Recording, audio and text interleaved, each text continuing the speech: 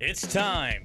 Ladies and gentlemen, welcome into the Jack Burford Chevrolet Sports Show live on WBON TV and on radio at WEKY, WKXO, and WIRV. Support your favorite team with apparel from Campus Warehouse and join us here on the Jack Burford Chevrolet Sports Show. Also brought to you by Bishop Small Engine Repair and Nuevo Vallarta. And now let's go live to your host, Michael Watkins and Samantha Burford. Good evening, everyone, and welcome into the Jack Burford Chevrolet Sports Show live this evening at EKU on the campus of the university here, getting you set for the 11th Region Championship game tonight that will be live streaming here on WBON TV. But before we get into all that, into our pregame coverage, we're joined by Ron Harrison from KY Prep Hoops on Twitter. Folks, you can follow him on there and just see some of the different players that Ron will highlight throughout the year. He sees a lot of basketball this time of year, Ron, and we've seen a lot of basketball this year, a lot of good basketball, especially if you're a fan of some of the teams that we cover here in Madison County. We've seen some tremendous individual performances. Some of these teams had incredible years and a really good season to be a fan if you're a Madison County fan of all these great teams and players that we've seen this season. It's been a rare season this year, and I think there's some things happened this year we very rarely see.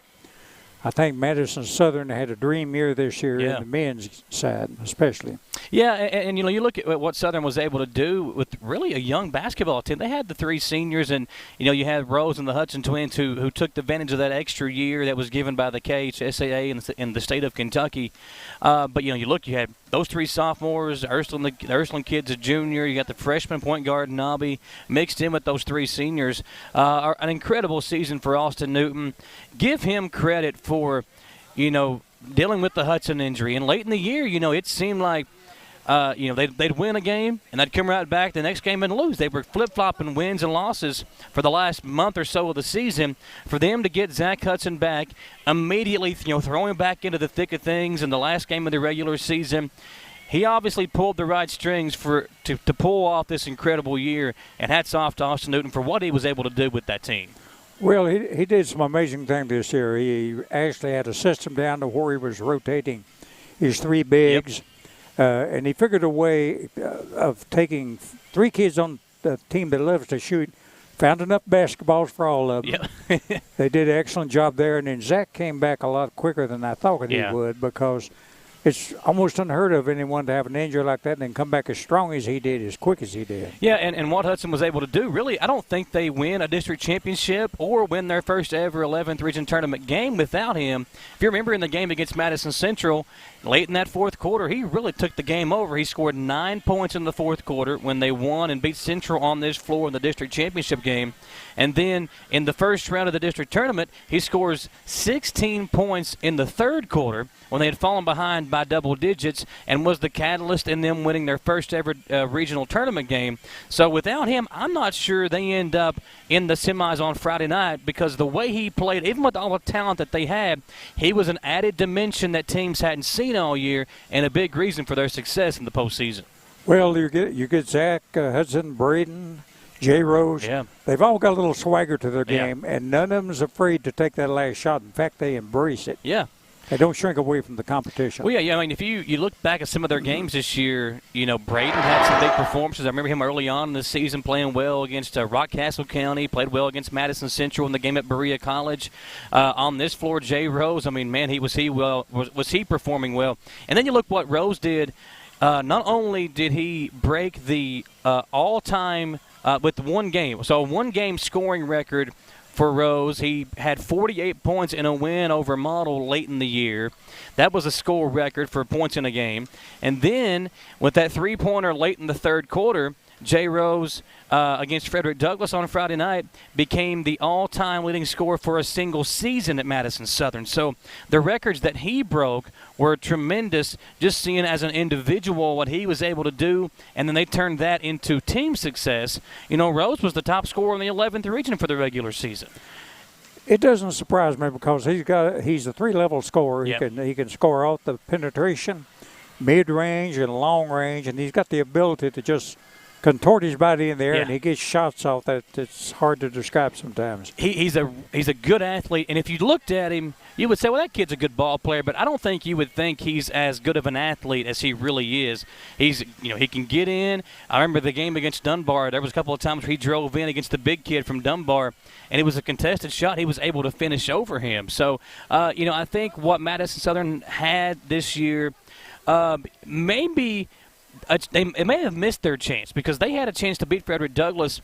With the players that they'll lose a little bit of experience. This might have been maybe their only chance, but I think these kids have enough swagger in them that they'll say, you know what, we got there, we know what it took to get there, and they'll try to use that as motivation heading into next season at Madison Southern. They don't have an underdog mentality. In other words, they're not afraid of the big bag bear in the room, which has always been Alan Feldhouse in Madison Central.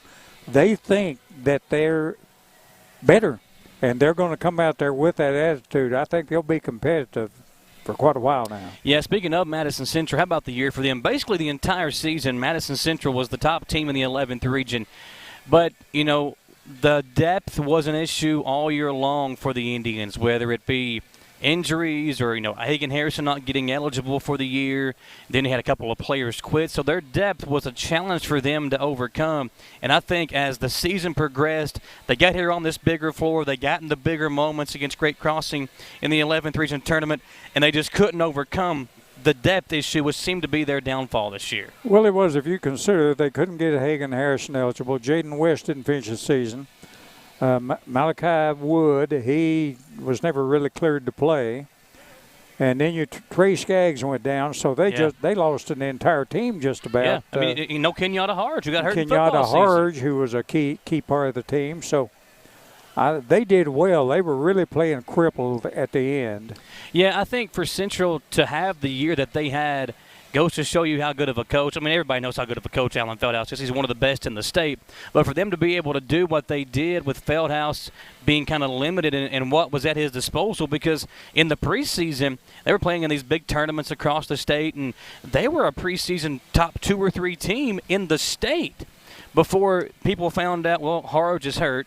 Harrison won't be able to play, and I think they kind of saw that depth become an issue in the preseason, and then it really showed once the game started. Now, they had some big wins throughout the regular season. Madison Central beat both of the teams playing in this game tonight in the regular season. But all that matters is how you play in the postseason. And the Indians, losing the district championship game, having to go on the road in the first round of the regional tournament, I think that was another reason why they weren't able to have the year or end up where they wanted to end up, which was defending that 11th region title on this floor. Well, one thing they did have, and not to forget about the contributions of Jalen Davis or Robbie Todd, they had Will Harden, who is fundamentally as sound as a player as I've seen in 20 years. Harden, he does everything well. I don't know if I've ever, in person, seen a better shooter than Harden. His shot is as pure as they come. And he may have a contestant for that same title on his own team in Jalen Davis, because Davis is a good shooter as well. But Harden you look at him, he's long, he's tall. He looks like he might be a little bit clumsy, just the way he looks. He's a tall kid, got the long, skinny, long arms, and he looks like he might be a little bit clumsy. But when he steps on the hardwood, there's not many players you'd rather have than Will Harden. Well, you look at a lot of kids and you say, well, he's athletic, he can run, he can do that. Will Harden makes no claim to be anything except a basketball player. Yep. Yeah, I agree with that. Now, you look on the girls' side this year in Madison County, we had 4 really interesting seasons, I think, for the 4 teams in the coverage area. At Berea, 3 1,000-point scorers. It seemed like throughout the year that this was going to be the year for the Lady Pirates. They won another 11th Region All-A Classic Championship. They beat Madison Central in the first round of the district tournament, had a chance against Madison Southern to win their first district title in almost 20 years, but they just could not find a way to put the ball in the basket in that district championship game. But still an incredible season for the Berea Lady Pirates, the number 2 team pretty much in their region the entire year. But they go on the road in the first round of the regional tournament, and they couldn't really do anything in that game at Lafayette either. Damien did an excellent job coaching this year, and, of course, your offense is basically built around Madison House. She goes out And that just takes a huge chunk out of your offense right there. Yeah, Hal had really taken that next step coming into the season. You look, you lose her. She was one of those 3,000-point scorers along with Maddie Stepp and along with Lexus Newman. And now you lose a lot at Berea. You lose like 6 or 7 key players for that team. It'll be interesting to see how they kind of regroup going into next year. For Madison Central, you had the coaching change at the end of the calendar year. You flip over to 2022, Robbie Cooksey takes over the job, and they really started to click under Coach Cooksey, especially late in the regular season.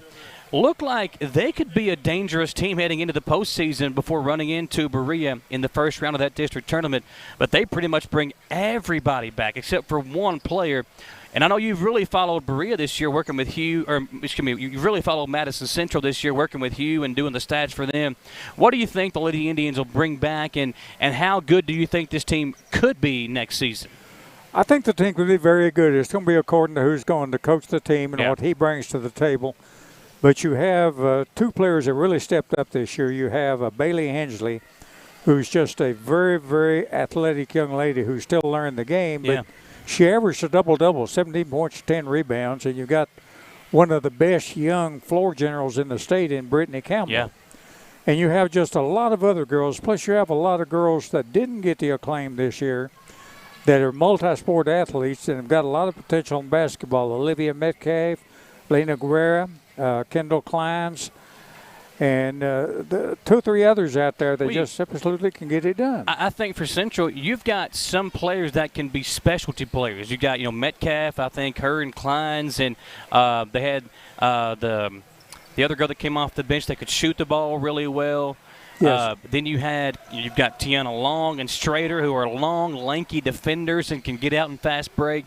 So they've got players that can do specific things along with those other pieces that could make them a really dangerous team going into next year. I'd like to see Brooke Campbell play a little more. Brooke is an undersized power forward.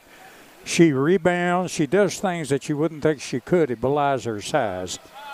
But they've got a lot of potential. And, Madison Southern's got a lot of very young girls coming up. Well, let's talk about the Lady Eagles. So, you got Hadley French, the 8th grader. They lose 2 really important leaders. You lose Macy Daniels, you lose Morgan Flannery, who I feel like have been around this team for forever. For as long as I've been around, I feel like I've been saying Morgan Flannery and Macy Daniels because they've been important pieces of this team since they were really in middle school. So I think losing them is going to hurt, but you bring back a lot of really good young talent from Madison Southern as well. Well, what happens is you got Morgan, who everyone talked about, and then Macy just come along this year. Yeah. And she just was so solid. But they've also got some young ones coming up. You've got a young lady named Lacey Sandling that I saw play in the 8th grade tournaments this year, and she has no idea how good she can be. You put her with Hadley. Bella Moberly's got another year. You get E-Step back next year. And then her younger sister, Ashlyn, as well. Ashlyn E-Step. So there's a lot there. Yeah, and I think Josh Curtis has already showed in just 2 seasons that he could be one of the top coaches in the 11th region. He did a really good job with the game plan against Berea, had a great game plan against Franklin County in the semifinals. His team just couldn't score enough to win. So I think Josh Curtis has shown the ability to be a really good coach as well. What they're doing, there seems to be a trend these days. A lot of coaches that are coming in, especially on the girls' side, have AAU experience or they come up through the middle school ranks and they've proved their mettle at that level, and you're seeing more and more girls contributing at a younger age these days. Yeah, I think so too, and they're getting the experience outside of playing for their school. I think that's a big reason why these girls and the talent level is what it is. The only team we haven't talked about on the girls' side is the Model Lady Patriots. Yes. What a year they had. Same thing with Madison Southern. Madison Southern, a record-breaking year, most wins in school history. The same for Model, most wins in school history. And, I was really impressed with that team because you hire a coach in Derek Robinson who less than a month later steps down and goes to his alma mater. Lee Cummings steps in. What a tremendous job she did of kind of rallying the troops, and they got everything they could out of that roster this year. Keaton Hall, a tremendous individual talent. Kinsey Ferguson, LeCompte. Great career. I think those 3 young ladies might go down as maybe the best class in model girls basketball history for what they were able to do from the time they were freshmen to the time they graduated. But Keaton Hall, the all-time leading scorer at model, what a great year she had as well. Coach Cummings is going to be sort of in a rebuilding mode, but she has got one young girl coming up named Emma Lawson. E.K. Lawson. Yep, E.K. Lawson, yeah. She has got loads of potential. You're going to see a tremendous upgrade in her next year. She's going to really grow over the summer. Yeah, but the Mandari girl showed some signs of potential as well. Absolutely. So, yeah, they'll be, as you said, it'll be kind of a rebuilding year, but there's still some potential there with the Lady Patriots. Folks, Lee'll do a great job with that. Yeah, I think so, too. Well, Ron, I appreciate you coming over and chatting it up with me. Tell the folks kind of what you do with KY Prep Hoops and where they can get more information at. Basically, my website, KY Prep Hoops, is just mainly an information website. I do game coverage. I do event coverage. I just started a Twitter account this year. KY Prep Hoops has really taken off. Next year, I'm going to do some podcasting. The only advantage my website has, it's not as much glitz or everything as some of the others, but mine's free. Yep. The kids can go on there. Everything I put on there is free. I'm able to do it. If I can help a kid, that's all it's about. I just do it for the entertainment of the fans and the So on Twitter, people. you're at KY Prep Hoops. What's your website? My website is kyprephoops.com. Pretty simple there, folks. There you That's go. right. Well, Ron, I appreciate you joining us. Now, more importantly, Ron's main job is making sure that Hugh Davis doesn't get too much out of line. I know you got a tough job in that task as well. Hey, Hugh's one in a million. He's the best when it comes to providing what he provides for everyone. Well, Hugh Davis and you this year with football and then basketball, we appreciate you joining us and helping us out all year long with stats and different things. We really appreciate that. And don't forget to follow Ron on Twitter at KY Prep Hoops or look him up online at kyprephoops.com. Ron, thank you for joining me, sir. Should be a good one tonight. Frederick Douglass and Henry Clay, you got a prediction? Hey, that one on paper, it's almost a dead even. They just something, Daniel Brown will have a game plan, but it could be Frederick Douglass' night, especially if Tyson Barrett is not injured. And they say he's okay, so I expect a great game. We'll see what happens here tonight, folks. We're live on the Jack Burford Chevrolet Sports Show. We'll come right back here on WBON TV. Thank you very much, Michael. What does in transit mean? When you see that on our website at jackburford.com, it means your favorite Chevy is on the way. Call us at 859-623-3350 to reserve it. And we'll keep you updated throughout the entire process. See, it's that easy. Reserve your new Chevy today at jackburford.com. Your vehicle is now in transit. As long as I'm breathing, I know I'm not dying. I'm Michelle. And I'm Jennifer. And in the spring of 1992, Bishop's Small Engine Repair was born in our mom and dad's barn in Estill County. Then in the fall of 1992, we made the move to Madison County, where we are today. With the support of our family, customers, and community, we have continued to grow in the outdoor power industry. With a full line of products from Coconut, Grasshopper, Echo, and Shindawa, we can help you tackle your yard so you can enjoy it with your family. Bishop's Small Engine Repair, where our focus is our customer.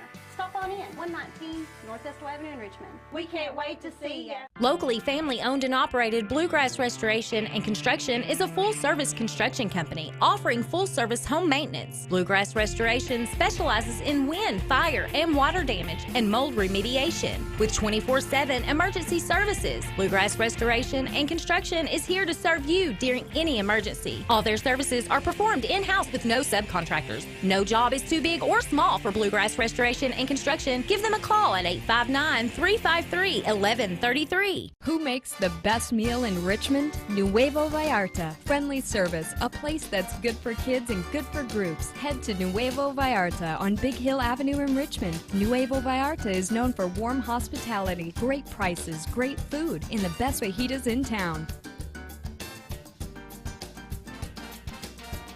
Start with an appetizer, order a la carte, or choose from their huge menu of Mexican favorites for grown-ups and kids. Nuevo Vallarta on Big Hill Avenue in Richmond. Patrick O'Neill has been serving Central and Eastern Kentucky since 1995. When someone is accused of something they didn't do, or when a good person makes a mistake, they need the best representation they can find. And that's Patrick O'Neill. Whether it's criminal defense, Social Security, disability, personal injury, workers' compensation, or deeds and wills. When you need legal advice, trust the expertise of Patrick O'Neill. He will get you the money you deserve. His office is located in Jackson, but Patrick practices all over Central and Eastern Kentucky. For more information or for a free consultation, call 606-666-2990.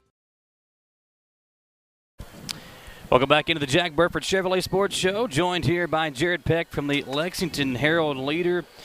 Jared, it's a big game tonight, obviously, the 11th Region Championship game. We got Frederick Douglass and Henry Clay. Before we kind of preview this game, let's talk about the 11th Region as a whole, and I always like to do ladies first. We had a really good game here on Saturday with Franklin County coming from behind, pulling away late to defeat Lafayette in the second straight year, those two teams meeting in the finals. Another notch on the belt, if you will, for Joey Thacker, and an impressive performance from that team on Saturday. Yeah, I was talking about, Nevaeh Carter and Patience Laster being a part of that team for, really since they were 8th graders. So, the focal point of that team had been Brooklyn Miles over the years. But, people forget that Nevaeh Carter and Patience Laster have been a huge part of that team during their run before that. This is the third straight region title. They were within a breath of making it 8 straight region titles. I mean, they were in the finals the one year when they missed, and they were lost to the eventual Scott County champions the year that Brooklyn Miles missed the last second shot. So, I mean, he's got something special going on there. It'll be interesting to see how he rebuilds it without Patience and Nevaeh in the future. But clearly, Joey Thacker's got something going on. You look at the region as a whole, there's a lot of individual talent. I feel like with those top teams that are going to be gone next year, you lose Brown and Cathers with Lafayette. Berea, who's kind of surprising people this year. They've been kind of up and coming for the last 3 or 4 years. They'll lose like 7 or 8 key players. So where do you think we go from here into next season within the 11th region? I think if Henry Clay finds a post presence akin to the Kennedy Williams that they had, that coach showed that you could. That team was 2-9 last year and didn't look good doing it, and they'd been struggling for a couple of years, since the transfer of Amia Jenkins to Anderson County. I really like that coach. I really like what Serena Sandusky did with Brian Station this year. She's got a couple of pieces to replace, but she's also got a young team. I mean, you're looking around the stadium. I was doing the Sweet 16 previews for the girls' Sweet 16 this week. There are a lot of young. The core of girls basketball right now, the really good teams are young. They have underclassmen leading the way. And, it's kind of a wave of the future. Nobody's building up to seniors anymore in the senior year. They're getting it all now. Well, so it's going to be fun. I'm looking here at the teams in Madison County. Central and Southern both returned quite a bit to their teams. With Southern, Hadley French gets a lot of publicity. At Madison Central, Bailey Hensley, who averaged a double-double as a freshman and a sophomore. She'll be going into her junior year. So I think here in the region, I think they kind of like what they have coming back as well. I think it'll be important for Central to see who their head coach is going to be. I don't think it's been confirmed whether Robbie Cooksey will keep that job. He used to be the old head coach, won a regional championship with Madison Central's girls basketball team, or if maybe he'll go back to his athletic director duties and they bring in somebody. I think that'll be very important to see if Central's girls team can take that next step. Yeah, and Lexington Catholic too. All those girls, there are no seniors, not many seniors on that team, or 1 or 2, but Catherine Truitt is still an underclassman. And she's not only one of the best basketball players in the region, she's one of the best soccer players in the region. Yeah, good athlete. So it's crazy athletic. So it's just that's the fun part of covering this it's always something new, and it's always something exciting. Talking about Truitt, I think the way they lost that game to Madison Southern might be some added motivation for them going into next year with a chance to win, and her missing that tip in at the end of the game. I think that could be something that they can use next year, kind of adding fuel to the fire for them. Yeah, their difficulty was finishing at the basket, but they can defend with anybody. They press. They're a harassing team. They're no fun to play as an opponent unless you really like being challenged for the entire time you're out there. It's Allison Denton will be back with a great team at Lafayette sooner than you think. For Madison's, for the 11th Region boys side, we see this matchup here this year. And, when you look at the statewide, there were a lot of teams from the 11th Region ranked in and around the top 25 a lot this year. Great Crossing was there for a while. Catholic was top 10 for a long time. Henry Clay was there at times. Madison Central was there at times. So there's been some really good teams from the 11th region this year, but it just seemed like there wasn't that one team that you could point out. You know, and I know Lexington Catholic had a good year. I know Madison Central had a good year, but I don't think anybody would have compared those teams to the teams that they had last year. Yeah, and you can kind of say that the 11th region might be down with that way, but I mean the games here this weekend. Oh my goodness! And Frederick Douglass has been under the radar because they lost some games early. Yeah. And when you lose in those December holiday tournaments, people forget about you. And then they're healthy, and what are they doing right now? It's like even if you're ahead of them in the fourth quarter, they've shown that they can turn it on a dime and not just beat you, but beat you convincingly after playing kind of average for 3 quarters. Well, I feel like, Douglass is kind of doing what Central did last year in this tournament. They got hot at the right time. They're peaking at the right time, obviously playing their best basketball, and they're doing it kind of in a different way than what Central did last year. Central last year was hitting threes by everybody was hitting 3-pointers. Just outshoot everybody. Yeah, but now Douglass is doing it with defense and getting out in transition and kind of out physically matching their opponents, which is what they did against Madison Southern the other night.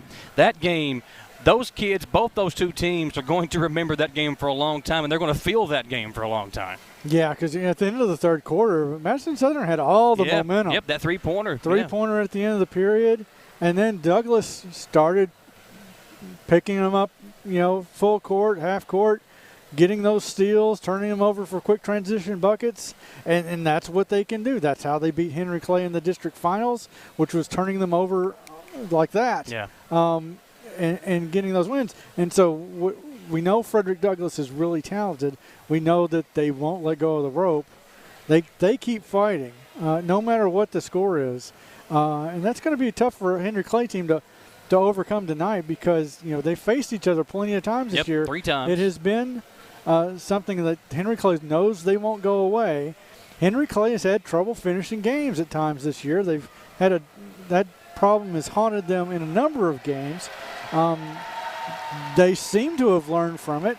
We're going to find out tonight. Were you at the Central game? You were at the Central Henry Clay game, right? Went into overtime. Were you at that one here in Richmond? Oh, yes, I was there. That's the same case. They had a lead late in that game. It went to overtime. Central eventually pulled out, but that was just kind of talking about your point about them finishing games. But, yeah, these two teams played 3 times this year. And before we kind of, again, talk about this game tonight, let's talk about the 11th region going into next season. There's a lot of really good young teams in the 11th region. I don't know if anybody will have the amount of talent that Great Crossing will bring back. But you look at what Southern brings back. They bring back pretty much everybody on their team. Madison Central will return Leighton Harrison, who was ineligible this year, Kenyatta Harge, who was up with the torn ACL, and you still bring back Jalen Davis, one of the top 7 or 8 scorers in the region, and Trey Skaggs, who has gotten better each and every single year. And I've been told there is a chance that Robbie Todd can come back and play again. So there's a chance there for Central to bring. The game right there. That would be a big plus. That was really going to be the biggest hole for Central next year is somebody patrolling the paint in the middle. So if he's able to come back, that team's going to have a lot of talent coming back next year. But Great Crossing, those 3 freshmen that they have, and they just seem to kind of be scratching the surface as to how good they can really be. Yeah, I fully expect Great Crossing and Madison Southern to be right back in the 11th region semifinals, maybe even the finals next year. And, Great Crossing is doing this year with 4 freshmen as the leading scorers, and Madison Southern mostly sophomores and do-over sophomores. That's something to be concerned about if you're another team in the 11th region. You also got to look at Lexington Catholic. Reese Potter is going to get better. Yeah. He's really good right now. He kind of got his game taken away from him by Henry Clay in their game. But, he's going to learn from that. And they've got John Reinhardt who can just fill it up. They've got to figure out a new point guard, losing Jack Goldman. But Lexington Catholic doesn't ever go anywhere, and they're not going to start. Kind of like reload, kind of every single year at Catholic. Yeah. But, is there anybody else that fans might need to know about going into next year within the 11th region? Obviously there might be some transfers in or out, like we saw with Dunbar losing some players this year. But Nate Spalding will be back, or Nick Spalding will be back next year for Dunbar. So, he's going to be a threat. I feel like if you've got that one player that can take over a game, you're always going to be in it. So that can be said for Dunbar. But is there anybody else that teams or fans of this region or this area need to know about going into next season? Well, what Champ Lincoln Jr. did with Bryan Station this year it can't be talked about enough.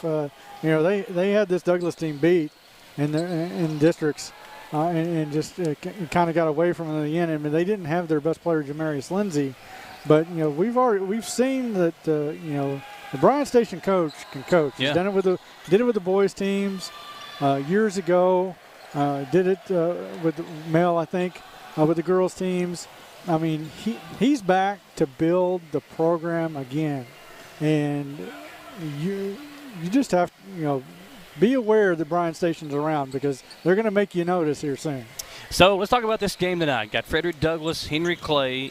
They've played each other 3 times already this year. A rematch of the district championship game from about 10 to 15 days ago. Henry Clay won easily by 20-something points in the first game.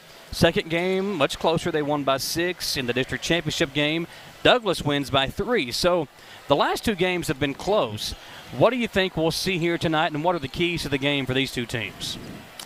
The keys will be how well A.Z. Blackwell is, whether he's hitting any outside shots, whether he's finishing at the rim. We saw him the other night. He was taking that ball all the way to the square. And that has to happen again tonight. Conlon Brown has to make a few threes. Kanye Henderson has to also take it all the way to the square. They get in trouble when they do little floaters, when they pull up from 15 and 10, and those rim off, and it's going to be hard for them, although Brendan Wicker had an outstanding game. He didn't score. He scored 1 bucket. It was a dunk. Yeah.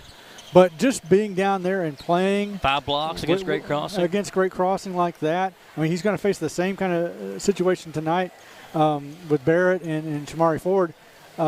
They've got the same, kind of size and pose the same kind of athletic problems. He's going to be having to do the dirty work again tonight. And if he's able to do that and kind of hold them off and keep them from getting their easy post-up buckets, the great thing about Henry Clay in dealing with Frederick Douglass is Henderson and Blackwell can both bring the ball up. So can Conlon Brown. That gives them a little bit better defense against what Frederick Douglass does well, which is turn you over. When Frederick Douglass has struggled, they kind of look disjointed. They look like they don't know what they're doing offensively at times. But then they solve all that problem, but just by making the game insane. Yep. It's like they speed you up.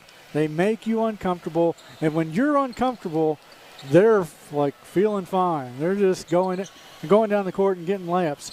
And add to that, when they do start, their offense does start to click, and they are making 3-pointers, they become unstoppable. Yeah.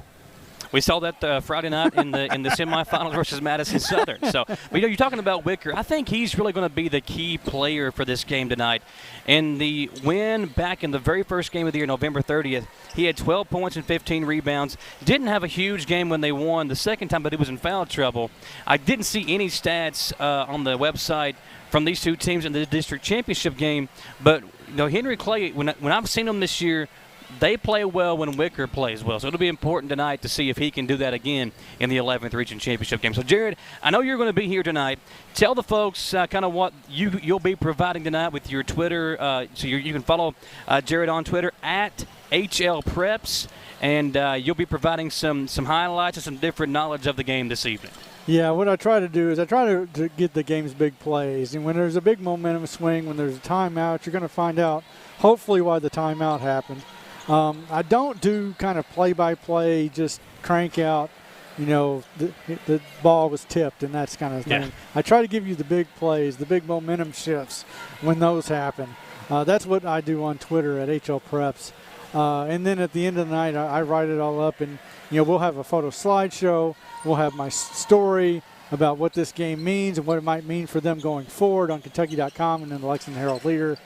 And that's kind of the gist of what we do. I give out people complain about maybe having to pay for the Herald Leader sometimes, but I give out a ton of free content on Twitter. So much free content on Twitter in the form of highlights and kind of my observations during the game. So I hope everybody comes along for the ride and reads about it as well. There are some big games around the area tonight. I know, our friends at Prep Spin are over there doing the 10th region semifinals. I think the finals of that tournament are tomorrow night. Of course, that's where GRC is playing at, the top team in the state. So it'll be interesting to see kind of how that ends up. Got Knox Central and North Laurel going at it tonight, too. Yeah, that's another big game. See if Reed Shepherd can get his team in the state tournament. And it's just a lot of fun this time of year. We appreciate you joining us, my man. I know you're going to be busy next week as well with the girls and boys state tournaments coming up here very soon. But you can follow again Jared on Twitter at HL Preps. And I appreciate you joining me, sir, and looking forward to a good game here this evening. You got a prediction, or you want to just wait and see what happens? I have no idea what's going to happen. You don't either. No, I don't. We have no idea what's going to happen. I think that's why it's going to be a fun night. And, last year when we saw Douglas here, they had Deshaun Jackson. It was Deshaun Jackson versus Cole Brown and, Madison Central being here.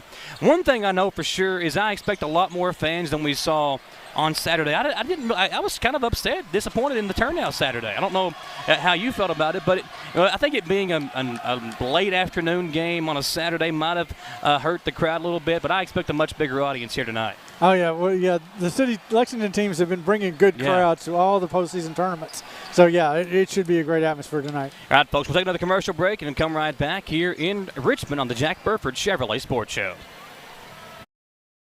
What does in transit mean? When you see that on our website at jackburford.com, it means your favorite Chevy is on the way. Call us at 859-623-3350 to reserve it, and we'll keep you updated throughout the entire process.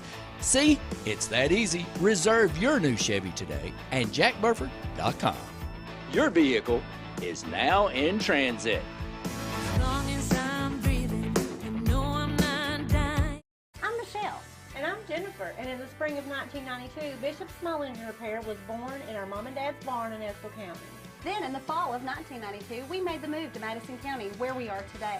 With the support of our family, customers, and community, we have continued to grow in the outdoor power industry. With a full line of products from Cub Cadet, Grasshopper, Echo, and Shindawa, we can help you tackle your yard so you can enjoy it with your family. Bishop Small Engine Repair, where our focus is our customer. Stop on in, 119 North Estill Avenue in Richmond. We can't wait to see you. Locally family owned and operated Bluegrass Restoration and Construction is a full-service construction company offering full-service home maintenance. Bluegrass Restoration specializes in wind, fire, and water damage and mold remediation with 24/7 emergency services. Bluegrass Restoration and Construction is here to serve you during any emergency. All their services are performed in-house with no subcontractors. No job is too big or small for Bluegrass Restoration and Construction. Give them a call at 859-353-1133. Who makes the best meal in Richmond? Nuevo Vallarta. Friendly service, a place that's good for kids and good for groups. Head to Nuevo Vallarta on Big Hill Avenue in Richmond. Nuevo Vallarta is known for warm hospitality, great prices, great food, and the best fajitas in town.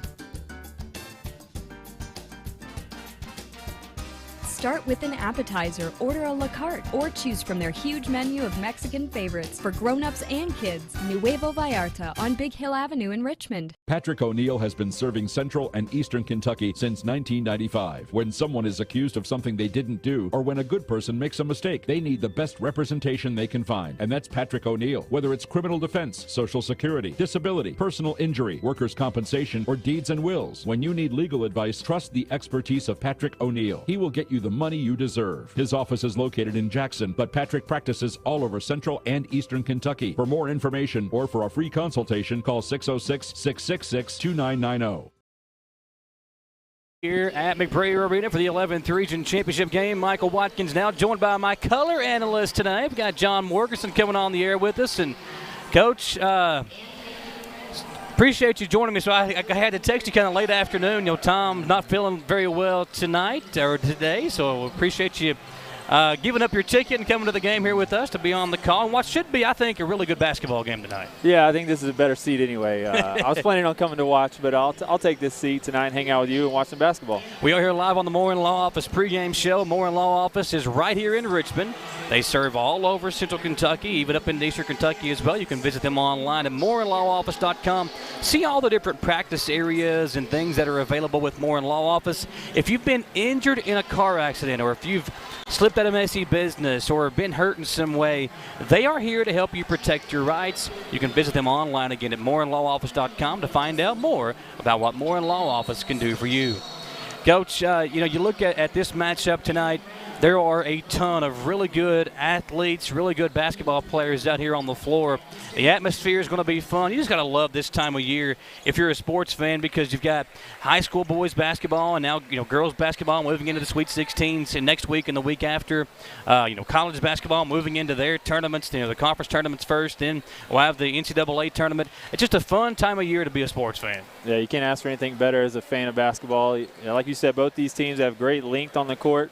Saw some nice warm-up dunks there for Henry Clay before Douglas came out. And I was able to catch that Douglas Southern game the other night. It was a great game. Southern just came up a little bit short, but Douglas gets a chance back here at the championship game just like last year, looking for a way to finish it off this year. Yeah, these two teams met 3 times in the regular season. Back on November 30th, first game of the year, 68-45, Henry Clay won by 23 points.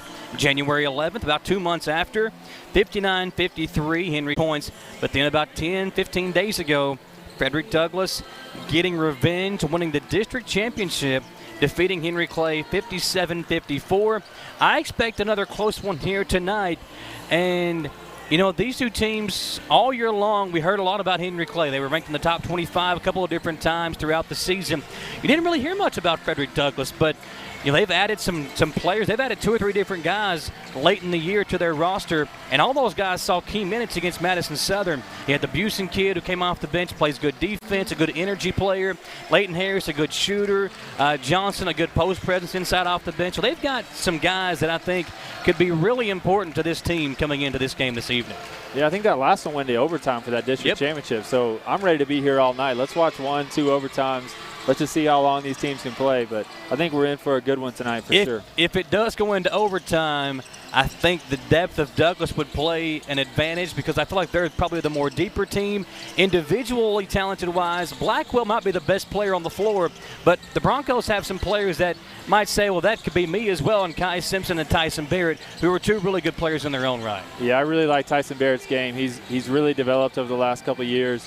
He's got a bright future ahead of him. I thought Kai Simpson really turned it on in the fourth quarter against Southern in their victory the other night.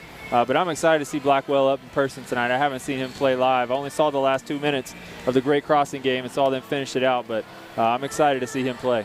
It is Frederick Douglass and Henry Clay. We're live here on the Moore and Law Office pregame show. Appreciate you joining us here, folks, on WBON TV. We're streaming live on YouTube, on Facebook. We are also tonight on the WBON TV website, WBONTV.com, and on our Roku channel. Now, if you're watching on TV right now, if you're watching on the WBON TV channel, which is on 9.1 over the air, or on Spectrum Channel 712 here in Madison County, the game will not be on the TV channel. We're going to be streaming only tonight, so keep that in mind if you're tuning us in right now and want to watch the game. The only way to watch the game is on our Facebook, YouTube, Roku, or on the website. Still tons of different places to watch tonight, and what should be a really good game in the 11th Region Tournament. We're here live on the Moore and Law Office pregame show. Lots more to get to. Before we take this commercial break, though, Gage, let's hear from one of our great sponsors, Eastern Kentucky University. What a job they've done here putting this tournament on. And here's a special message from EKU. So if I buy this today, I get free service for life? Oh, something like that. Congratulations. Thanks. What is this? Oh, it's standard. It's in the contract. So I get all this for free? Yeah, something like that. I trust you too. You can keep the pen. Is everything okay? I'm just looking for the string. The books are 100% free. No strings attached. All the books an undergraduate will need, all free. Our tournament coverage presented by Bishop Small Engine Repair and Eastern Kentucky University. Also brought to you by John C. Tudor, 3rd District Magistrate here in Madison County, Wicker Bank, Lee's Famous Recipe, and also the great folks over at White & Associates CPAs. We'll step aside for another commercial break, folks. We've got a big one here tonight in the 11th Region Finals. Frederick Douglass and Henry Clay live on WBON TV, Channel 9. I'm Michelle. And I'm Jennifer, and in the spring of 1992, Bishop Small Engine Repair was born in our mom and dad's barn in Estill County. Then in the fall of 1992, we made the move to Madison County, where we are today. With the support of our family, customers, and community, we have continued to grow in the outdoor power industry. With a full line of products from Cupcadet, Grasshopper, Echo, and Shindawa, we can help you tackle your yard so you can enjoy it with your family. Bishop's Small Engine Repairs, where our focus is our customer. Stop on in, 119 Northwest Avenue in Richmond. We can't wait to see you. Need a physical for school or work? Need it right away? No problem. Berea Urgent Care has 2 convenient locations along with late hours to meet your needs. They're affordable too. Physicals at Berea Urgent Care only $20. DOT and CDL physicals are only $65. Berea Urgent Care number 1 by Walmart is open every day 9 to 9. Berea Urgent Care number 2 by Berea Drug open Monday through Friday 10 till 6. No appointment necessary. Berea Urgent Care, here when you need us. What does in transit mean? When you see that on our website at jackburford.com, it means your favorite Chevy is on the way. Call us at 859-623-3350 to reserve it, and we'll keep you updated throughout the entire process. See, it's that easy. Reserve your new Chevy today at jackburford.com. Your vehicle is now in transit.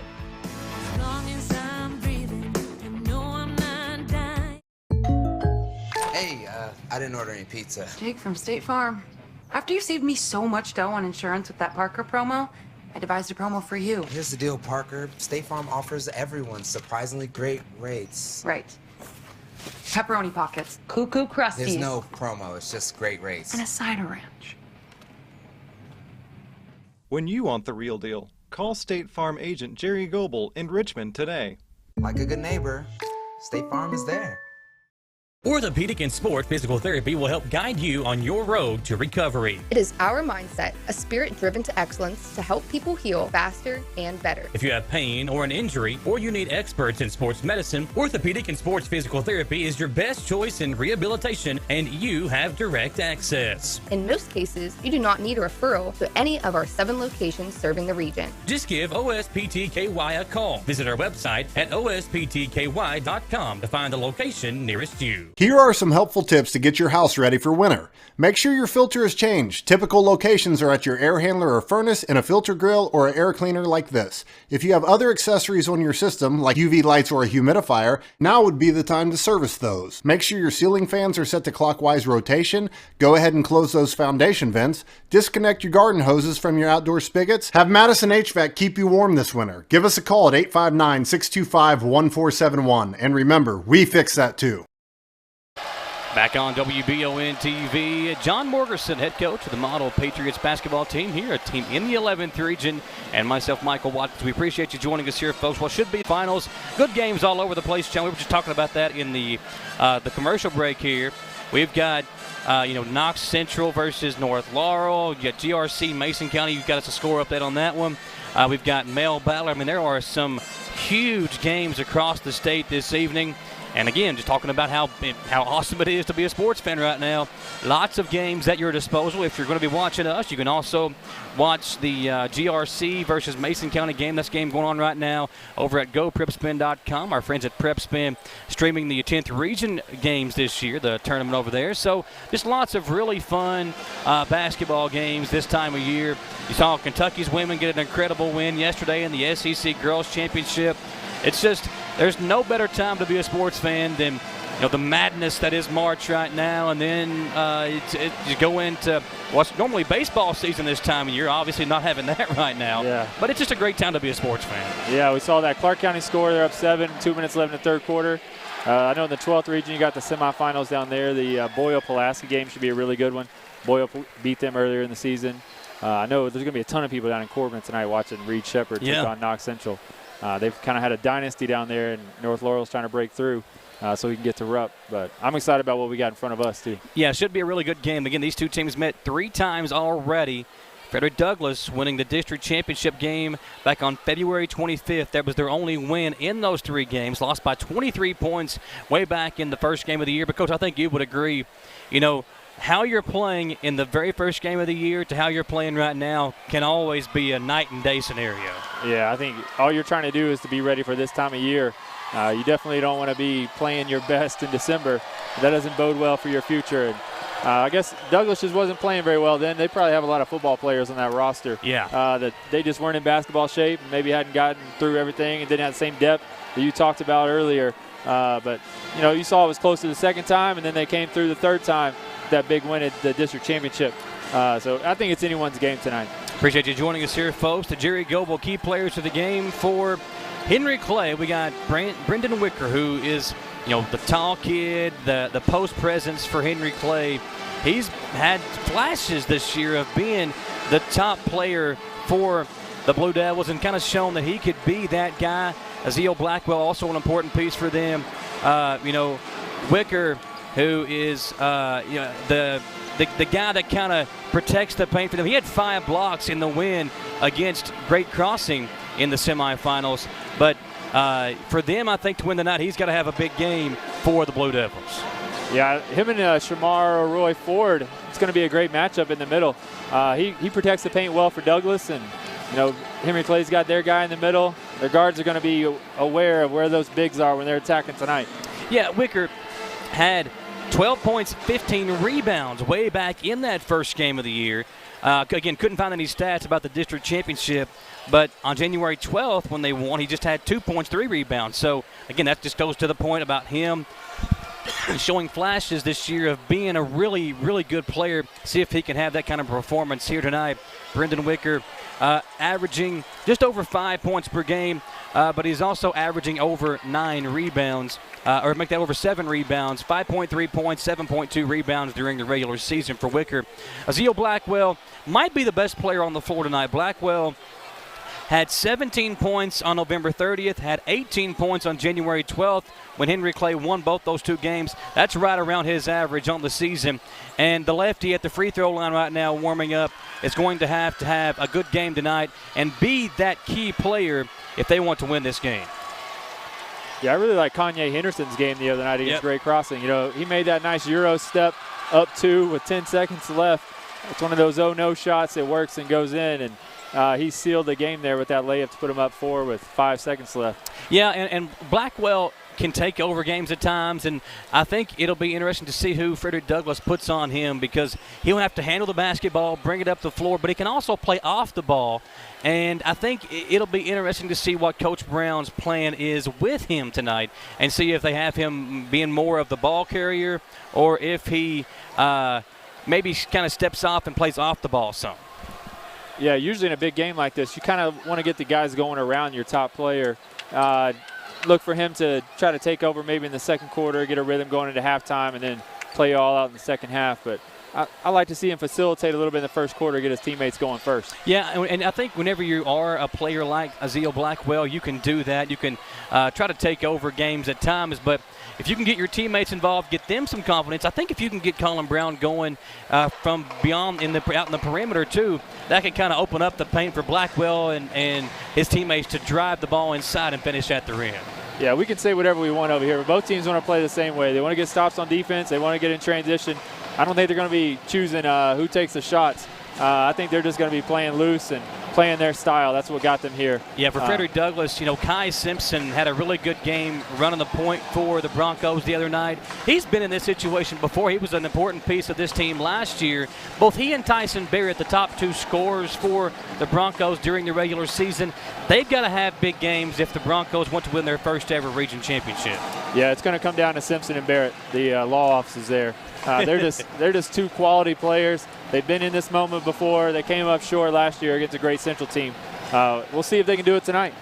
It is Frederick Douglass taking on Henry Clay in the 11th Region Finals here on WBON TV. Coach John Morgerson here with us on the call. Michael Watkins here with you, folks, as we get you set for the tip-off and all the fun, exciting things here at EKU.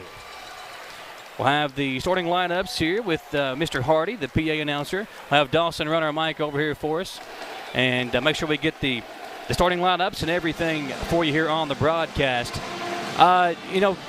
This atmosphere, I don't think it's nearly as packed as I thought it would be. Last year, even with the COVID year, I thought there was more fans here for that regional championship game between Madison Central and Douglas. But when you got to travel 5 minutes as opposed to 35 or 45, a little bit of a different trip down here for those teams up in Lexington.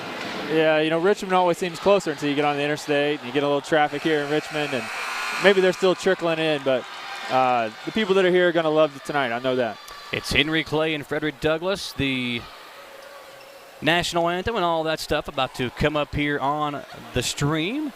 Appreciate everybody here involved in the 11th region tournament. It's been a really good tournament. You know, the Frankfurt's Paul Thompson, the AD at Frankfurt, putting this tournament on. He's had a lot of help, obviously, but EKU being the host site and what Paul and his staff have been able to do, really impressive. And I know you've seen behind the scenes last year with Model hosting the tournament, how hard it is to put this thing on. Yeah, we had all kinds of hoops to jump through last year and in the midst of COVID, but you know, Frankfurt's done a great job. They handed out passes to everyone. I was able to come out here. We got some guys in the building tonight wanted to watch this game. It's people underestimate how much work goes into these moments, but good job to Frankfurt. See Jay Rose, Madison Southern basketball player in the gym. I'm sure we'll see a lot of familiar faces here in this arena tonight. McBrayer Arena, the host site. EKU, the host, I guess, for the campus, because you get all these people on campus. It can kind of get a little bit of clutter up here and around the area, but doing a really good job of putting this tournament on. And there is a little bit of an issue right now. I'm not sure exactly what is going on. I think it's the PA announcer's mic is not working. So that could be an issue if you're trying to announce starting lineups and all that good stuff. We'll just get you out there and let you sing it. Just yell it. It can really echo in this place when you get right in the middle of this court. If you just stand in the middle and you sing, everybody's going to hear it.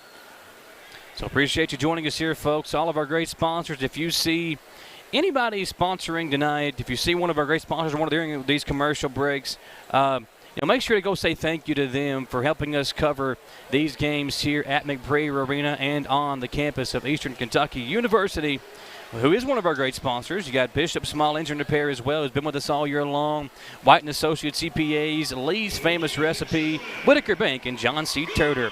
Now let's turn it over to Mr. Hardy, the PA announcer for tonight's game. Of Eastern Kentucky University for Boys 11th Region Tournament Basketball action. Tonight's game features the Frederick Douglass Broncos and the Henry Clay Blue Devils.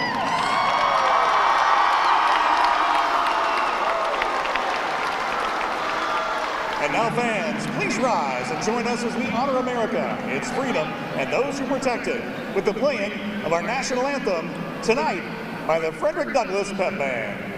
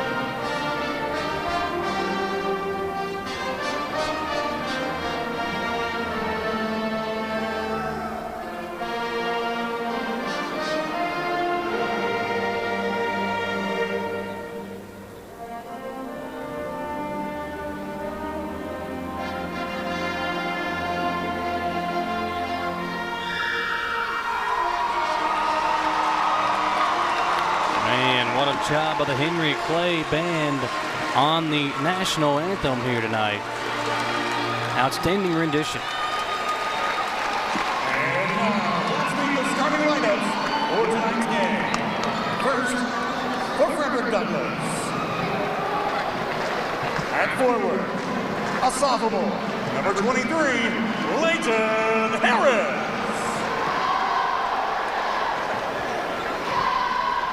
At forward, a junior, number 24, Tyson Barrett. At forward, a senior, number 25, Shamar O'Roy-Ford.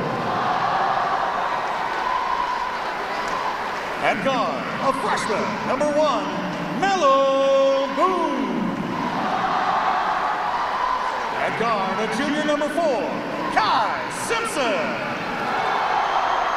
And at guard, a junior, number 5, Tylen Webb. Coaches are Leo and teamwork, Chris Evans and Felix Wilson. And the head coach of the Broncos, Jason Mosley.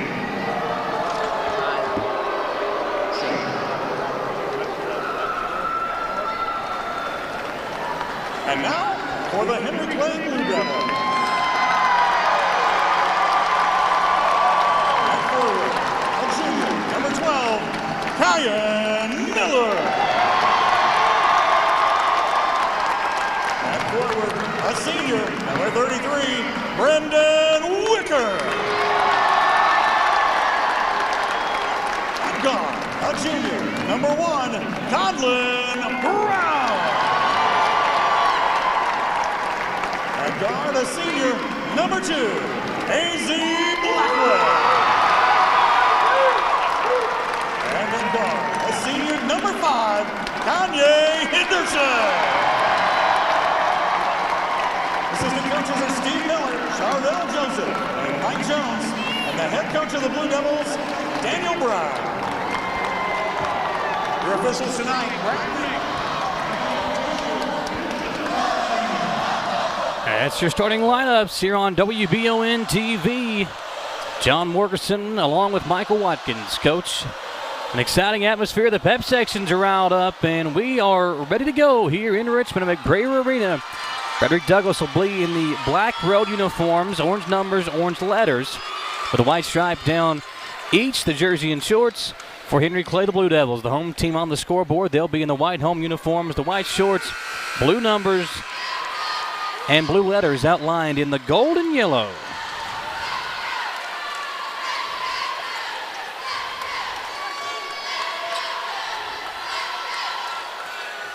Should be an interesting tip right here.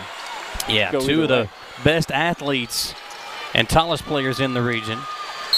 Got Barrett and Wicker, and the Blue Devils have the ball first. It's Kanye Henderson with it. He'll go right side over to Brown. We are underway in the 11th Region Championship game. Inside to Wicker. Lost his footing, got it back, and he'll swing it around to Blackwell. No surprise, Douglas in there man-to-man. Swing it over left side. Blackwell's got it again. Kai Simpson, you got to love that matchup. Two of the top players in the region squaring off here in the title game. Now, last year we saw Cole Brown and Deshaun Jackson matching up. Here tonight it's Blackwell and Simpson as Brown missed a three, but an offensive rebound for the Blue Devils. Blackwell's got it. He'll drive in the lefty. Fade away. Too hard. 0 for 2 on the first trip up the floor for the Blue Devils, and Tyson Barrett will haul in the rebound. Good job by Douglas there, staying locked in for 45 seconds. Kai Simpson up the floor. See which team gets off to a big start. You know, in these games, you know, your nerves and everything can be all riled up. Wicker defends well against Tylen Webb, but the finish on the tough shot inside by Webb gives Frederick Douglass the early lead, 2-0 Broncos. One thing about these two teams, though, Coach, you know, they've played so often, obviously 3 times already coming into the night. I don't think there'll be a ton of surprises. You know, shot making will obviously be important, but foul trouble could also be an issue for these two teams. How about the drive inside by Blackwell? But again, he can't finish. 0 for 2 for the top scorer for Henry Clay to start the game. Kai Simpson on the drive. He'll hang. Tough shot. No good. And Blackwell hauling in the board. And Simpson picks up a cheap foul on the backcourt as Blackwell kind of sold it, Coach, but did a good job of making sure the officials saw that he was bumped by Kai Simpson. Yeah, he put on the brakes and he stuck out his butt there a little bit. Simpson didn't have anywhere to go. Could have definitely done without that one, 80 feet from the basket. Both teams really getting after it. Man-to-man, aggressive defense, locked in. Not a lot of help out there right now. Brown to Wicker. Yeah, Wicker not a huge threat out on the perimeter, but we know he is such a good athlete. He can always put one back on your head inside if you're not ready for it. A three by Henderson comes off, and Been a sloppy start. 3 trips up the floor for Henry Clay. Nothing to show for it. It's a 2-0 lead for the Broncos. Henry Clay's really using that pick and roll, and Douglas is playing way off right now, making them settle for jump shots. Here's O'Roy Ford. Throws it back to Simpson.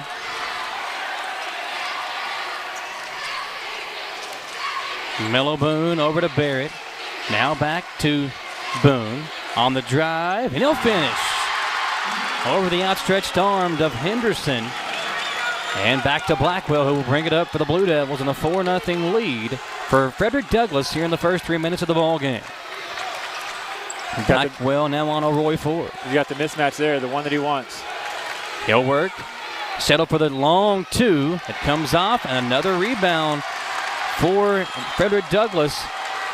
The Blue Devils now 0 for 5 on possessions. They've had a couple of looks on a couple of different possessions, but they've had the ball 5 times up the floor and are still scoreless. Simpson 3, rattles out, ball tipped around, and finally hauled in by Henderson of Henry Clay, and he'll attack up the floor. Henderson all the way, and the Blue Devils on the board, 4-2, Frederick Douglass. Defense turned into offense right there. Great job chasing that loose ball, turned into 2 points. Good job by Henderson. That's one way to get your team going, get an easy basket in transition. Simpson gets a screen from O'Roy Ford, now goes back to the same screen the other way. Ooh. Wicker, access denied. Brendan Wicker had 5 of those in the win over Great Crossing on Friday night. That's his first here tonight. As we look back at the Bluegrass Restoration and Construction replay, Simpson drives. Wicker says, not in my house tonight. Halfway through this first quarter, now the Blue Devils settling in a 2-3 zone out of the inbounds. Webb looking inside to Tyson Barrett, who's been quiet thus far. Barrett open for 3 in the left corner. Comes off, and we're having a over-the-back foul on O'Roy Ford. Good box out, coach, by Kyan Miller in the paint as he boxed out the bigger Ford and drew the over-the-back foul. Yeah, great position there. And I think they could live with that outside shot from Barrett. Everybody was ready for the rebound. Good defensive possession there for Henry Clay. Chenault comes into the game for the Broncos. Early substitution. The Blue Devils have numbers, almost a travel. Got away with it as Henderson will get a screen with Webb defending. Webb, really good defender. He caused havoc in that semifinal game against Madison Southern that helped them pull that game out. Miller will try a 3. Blue Devils lead. Henry Clay in front for the first time, 5-4. 3.5 to play in the first quarter. It's a big shot right there. He's open, shoots it in rhythm. Henderson defending Webb. Good matchup here. 2 of the best defenders in the 11th region. Chenault lost the handle, able to kind of gather himself, and he'll attack on Blackwell. Webb on the right wing. He'll dribble it left-handed toward the center circle here at EKU. O'Roy Ford posting up on Wicker. And now Miller going to be called for a foul, and not a good foul if you're Miller. Now he and Barrett kind of chirping a little bit. Obviously, the rivalry within these two teams, being in the same district, playing so often, it's going to be there. There's going to be some physical play with the way these two teams like to get up in you and defend. If you're these officials, John, how far do you let it go before you step in and really try to take control of this ball game? Yeah, I think that was a good call there. It's just a normal screen. He's trying to fight through, be physical, and set the tone. I feel like that's kind of his job, and the refs are locked in. These are some good officials from the 12th region. Barrett open from 3 at the top of the key. Comes off, offensive rebound, Webb, and he threw it off of Henderson to keep the possession for Frederick Douglass. That's 2 good looks for Tyson Barrett that have not gone down. Barrett was injured in the win over Madison Southern, had a knee injury in that third quarter. Was able to come back in and play, but you got to wonder if that might be some lingering effects for the top scorer and top rebounder for Frederick Douglass. Blue Devils go back to the 2-3 here. Now they're going to match up. Henderson guarding Chenault, who lost it and got it back. Now it's Webb on the left wing. Stolen away by Blackwell. He'll work inside all the way up. He tripped and fell. We're going to have an offensive foul on Blackwell, who is shaken up and still on the floor. kind of went on three. He had nowhere to go. Would have liked to have seen him pull that one out.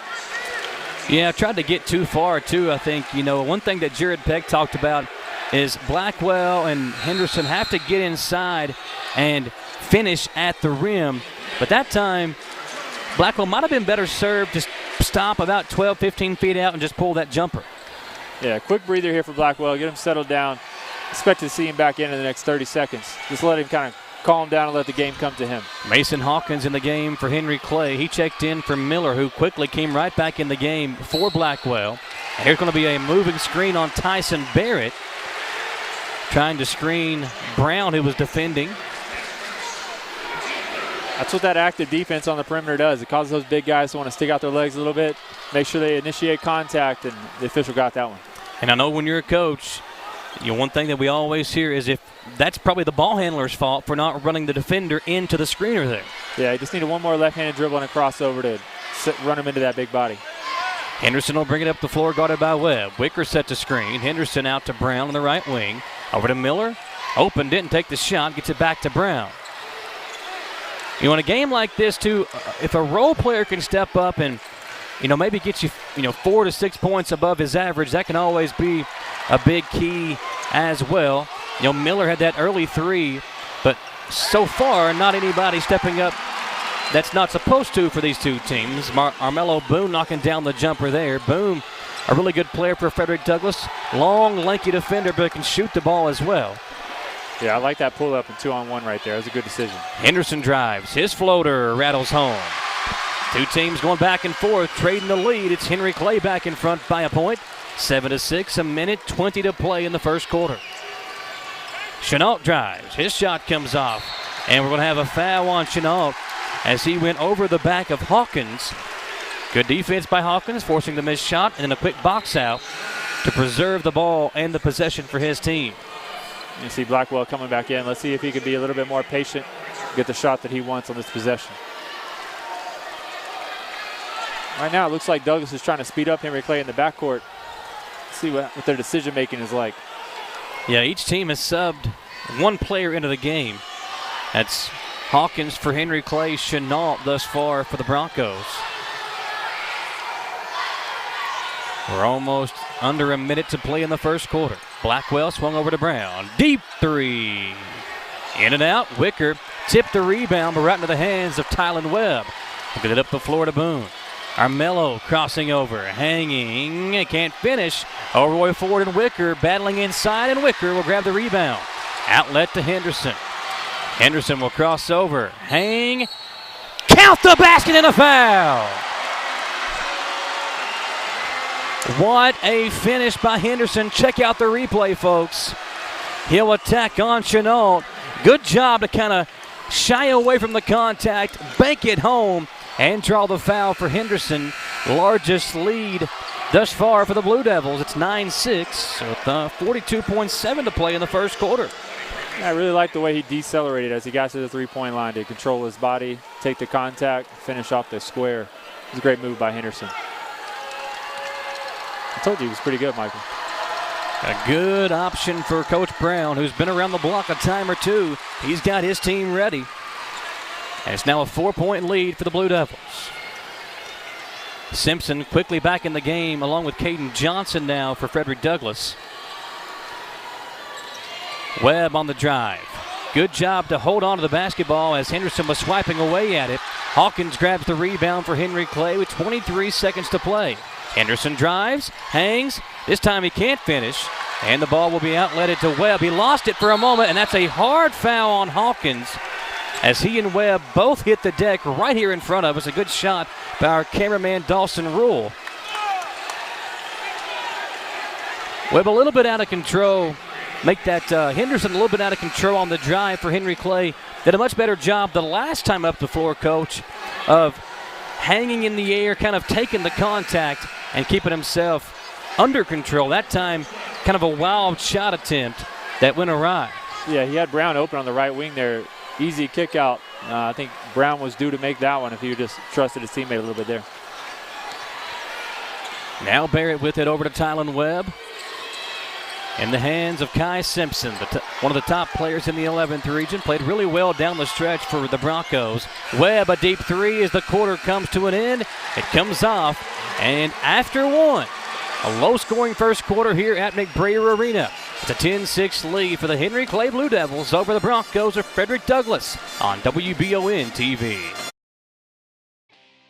Looking for some fun? The Galaxy Bowling Center has a league for you. No matter your skill level, you can come out, make some new friends, and have a great time. Call 624-4444 for details. Or if you're more of a trivia person, Champions Grill has you covered every Tuesday starting at 7 with great prizes and all-you-can-eat wings for only $19.99. Why go anywhere else? The Galaxy Bowling Center and Champions Grill, your ticket to fun just off I-75, exit 87 in Richmond. Hometown Dental prides themselves on being on the cutting edge of the latest dentistry technology. In a time where safety and their customers' well-being is of the highest importance, Hometown Dental is taking every precaution necessary, like by allowing patients to fill out their paperwork online before coming in for their first visit. Visit HometownDentalRichmond.com to see what sets Hometown Dental apart from the rest. They accept most insurances and want you to know they are here to help. Hometown Dental on Atwood Drive in Richmond, or visit their offices in Stanford and Lancaster. Back here on WBON TV, a 4-point lead for Henry Clay. It'll be Broncos basketball with Simpson, Barrett. Looks like Leighton Harris in the game. Talon Webb. See what Douglas has coming out of this quarter break here. They need a bucket. Tyson Barrett going to work on Miller, who's a really good defender. Kind of one of those guys, Coach, that every team needs. Can rebound, defend, can knock down the open shot occasionally. And inside, it's Wicker defensively, as Brown will bring it up the floor. Yeah, he seems like the X factor for Henry Clay. He's playing with great energy. He's being physical on defense against Barrett. And he's playing his role perfectly on offense. Blackwell swings it over to Henderson, right wing. He'll work on Simpson. Driving, out to Wicker. And back up top to Blackwell, who will reset for the Blue Devils. Wicker will set a screen. Blackwell had it knocked away. Barrett knocked it loose. It's on the floor. Leighton Harris and Brown, Colin Brown, quickly fell over. Harris hit him on the outside of that right ankle, and you could see Brown in tremendous pain as he falls over there. Let's check the replay out here. You can see Blackwell lost the handle. Brown tries to go down and get it, and immediately Harris, who dove after it, kind of turns the ankle inside out, and Brown in some serious pain as he falls down there. Good shot again by our cameraman Dawson Roll here on the sideline. Brown walking off under his own power, but he's going to be checked out by the training staff over there.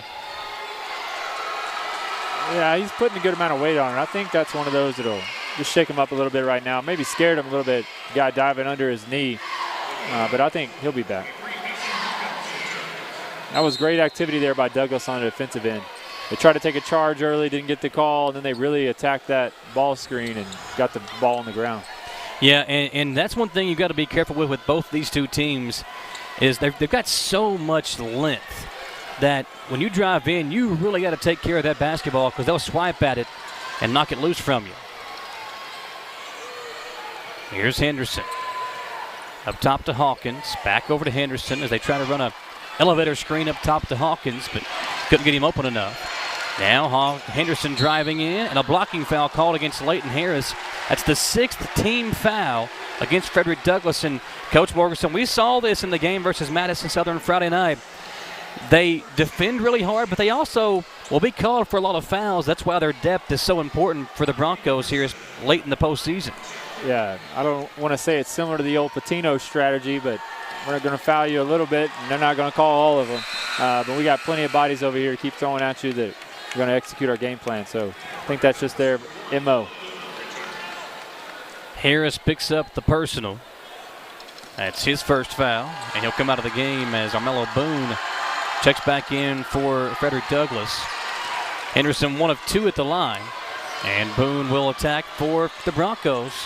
Played in this 11th Region Championship game last year.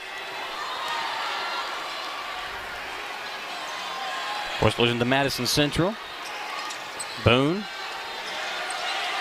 In trouble, throws it inside to Barrett, and that's a good call. Miller was defending with his body on Barrett, and he picks up his second personal, so he will have to check out of the game. And Colin Brown, who was injured a moment ago, will check right back in for the Blue Devils.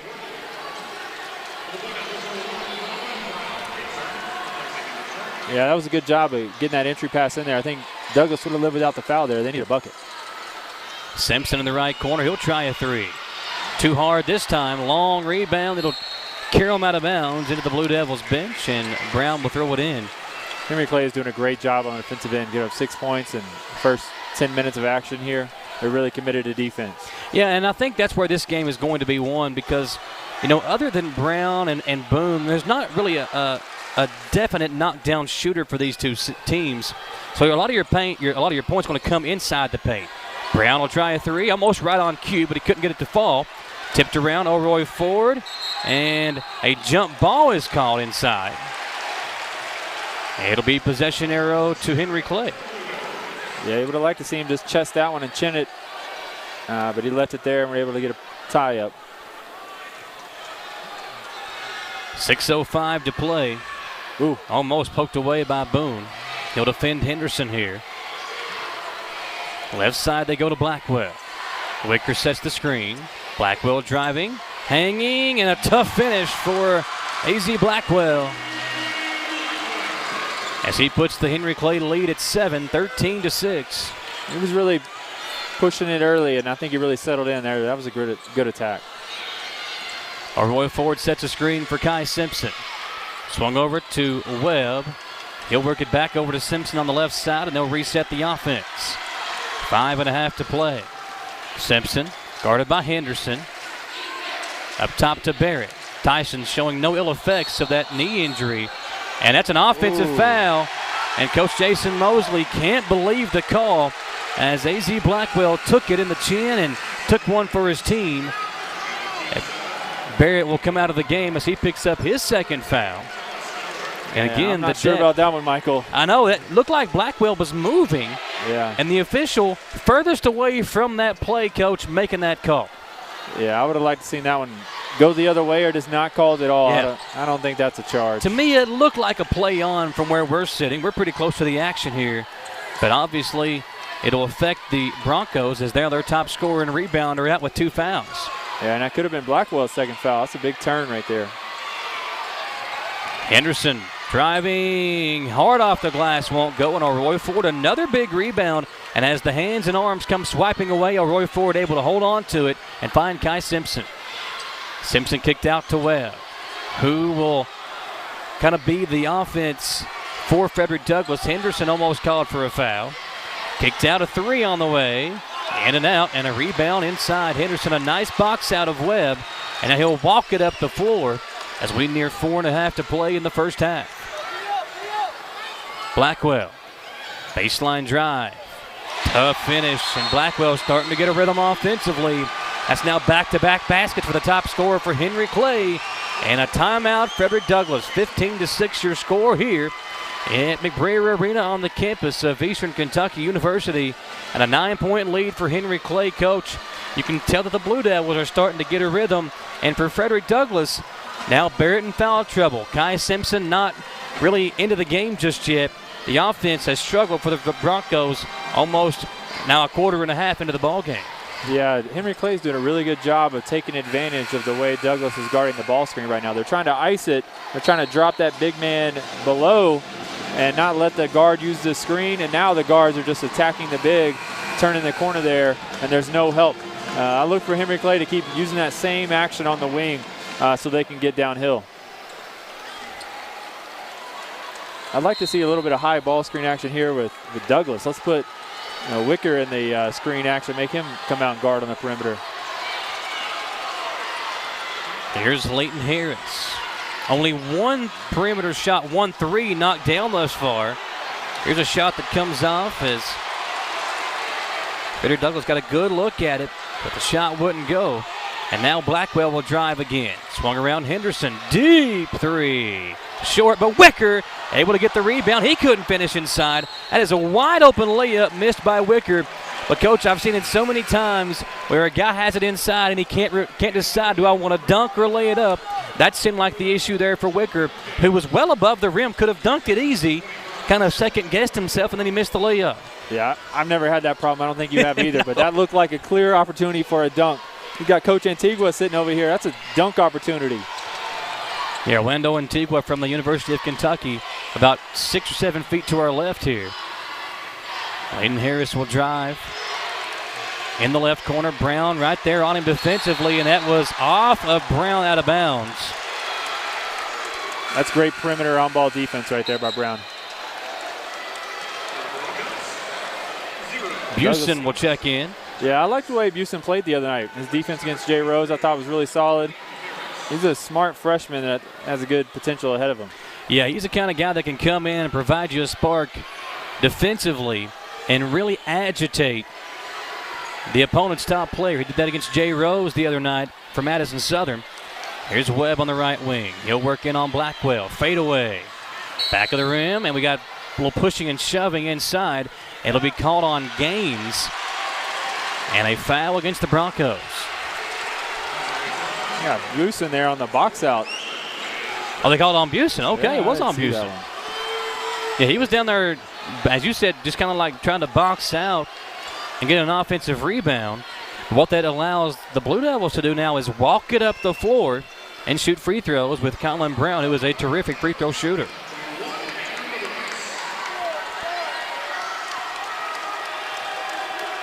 This is definitely at Henry Clay's pace right now. They're loving this speed of the game. Brown, who was an 82% free throw shooter on the regular season, missed the front end, so he wouldn't get a second one. I think the Douglas fans behind us run a little foul in the action in the backcourt there. Yeah, Brown and Hawkins were behind the play, and they got mixed up with Gaines, who took one to the midsection. He's letting the official know about it here, and so were the fans. Yeah, in college, they would have went to the monitor on that one. We've got a monitor for them. They won't check ours. Yeah. Blue Devils on defense here. Gaines over to Boone. Swung over. Howard. Now it's Busen. He'll work on Colin Brown. Tough drive, and he'll shoot 2 free throws. It's a good attack right there. The middle was wide open. He did a good job attacking. A missed opportunity for Henry Clay to push that lead to double digits on the missed free throw by Colin Brown. And at the other end, it's Busen to step up to the free throw line. 3:03 to play in the first half.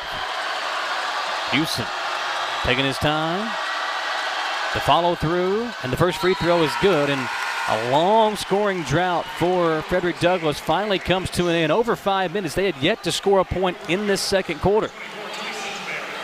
You know, they haven't played well the last 5 minutes, but, you know, they're only down 8. 3 minutes left to the halftime. If they can just get a good 3-minute spell here, they'll be all right. The winner will play at Rupp Arena in the boys' Sweet 16 state tournament. Busen knocks down a pair of free throws.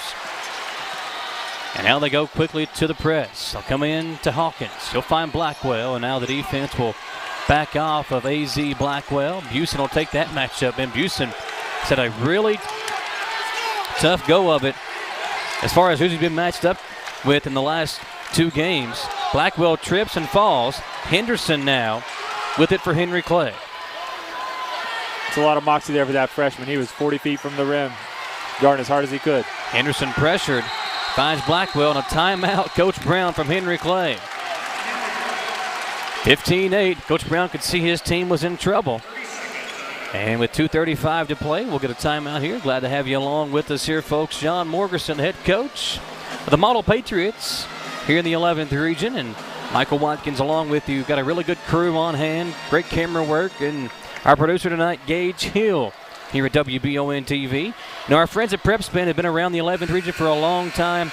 They have the coverage for you of the 10th region tournament tonight. They're over there. I think they got Bracken County as well, and then you got Mason County and GRC. That game probably close to a finish. Yeah, Clark County won that game by 12, looks like 57-45.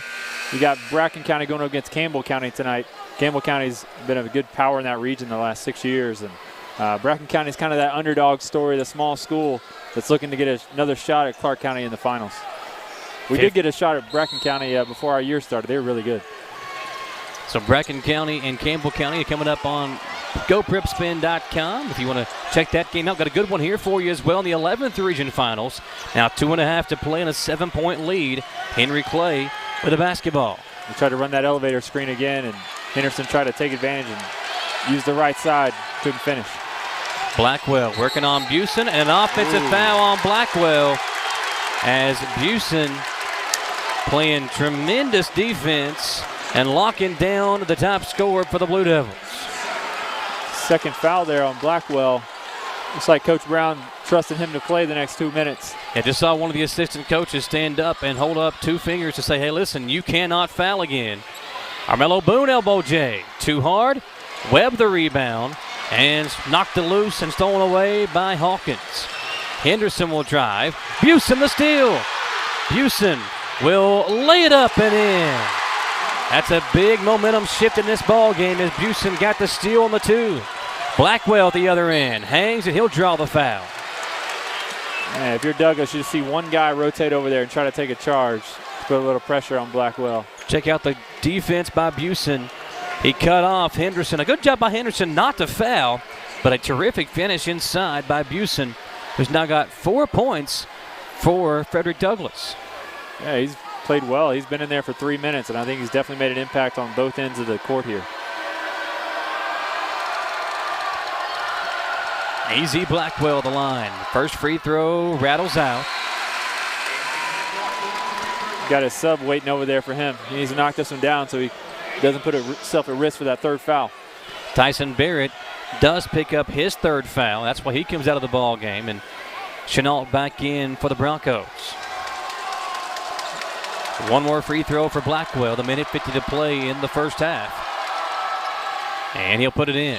16-10 your score. And checking into the game is Sincere Madison. Blackwell looked a little surprised he was the one coming out. Yeah, minute 50 to play. You don't want to risk anything here in the 11th region finals. And I like what Henry Clay's doing here. They're going to go to a 2-3 zone defensively and try to see if Frederick Douglass can knock down an outside shot. The Broncos have yet to knock down a 3 in this game. Armello Boone driving. Floater. Wicker come over to defend. And we got a offensive foul on Gaines inside, and Coach Jason Mosley can't believe it. He sheds the jacket and walks up the floor. Can't believe the call on Gaines. And now it'll be free throws once again for the Blue Devils. Yeah, it looked like Henry Clay had position there, but I'm not sure he made any contact when he came through and got the ball. I think that was a foul. How about the young coaching career for Jason Mosley here in Lexington? His 2nd year at Frederick Douglass, his 2nd consecutive 11th region championship game. Yeah, I'd certainly take that. Free throw is good for Hawkins. He makes the first. It's a 7-point lead for Henry Clay. First point of the game for Hawkins. Minute 35 to play here in the first half. And that one good as well. Hawkins makes it 18-10. Henry Clay with the lead. Armello Boone in the corner. Pump fake, steps in for about an 18-footer that comes off. Then we got a whistle underneath. This time it's going to be against Hawkins. Maybe a makeup call there. That's what I was thinking. He's like, well, I missed one. I might as well miss another. I think I've been on the receiving end of one of those calls from him. And now Busen back to the free throw line to add to his scoring total off the bench. 4 points thus far. Good close-up shot of Busen here on the stream. As the first free throw coming off on the right side, and Hawkins there for the rebound. Under 90 seconds to play, and Henderson will walk it up the floor with an 8-point lead for Henry Clay. Low-scoring first half here in the 11th region finals. Madison driving, left it short, and a nice strong rebound inside, but Chenault lost the handle on it, and Coach Mosley claiming he was pushed. No foul call, and Henry Clay will throw it in under their own basket. See if they sneak one into Wicker here. Henderson will be the trigger man. Yeah, he's looking for eye contact. He's looking at him. Lynch cuts. They'll get it to him in the corner. It was poked away. Good defense by Frederick Douglass. And who else would it be but Busen, who's been a spark off the bench in this first half.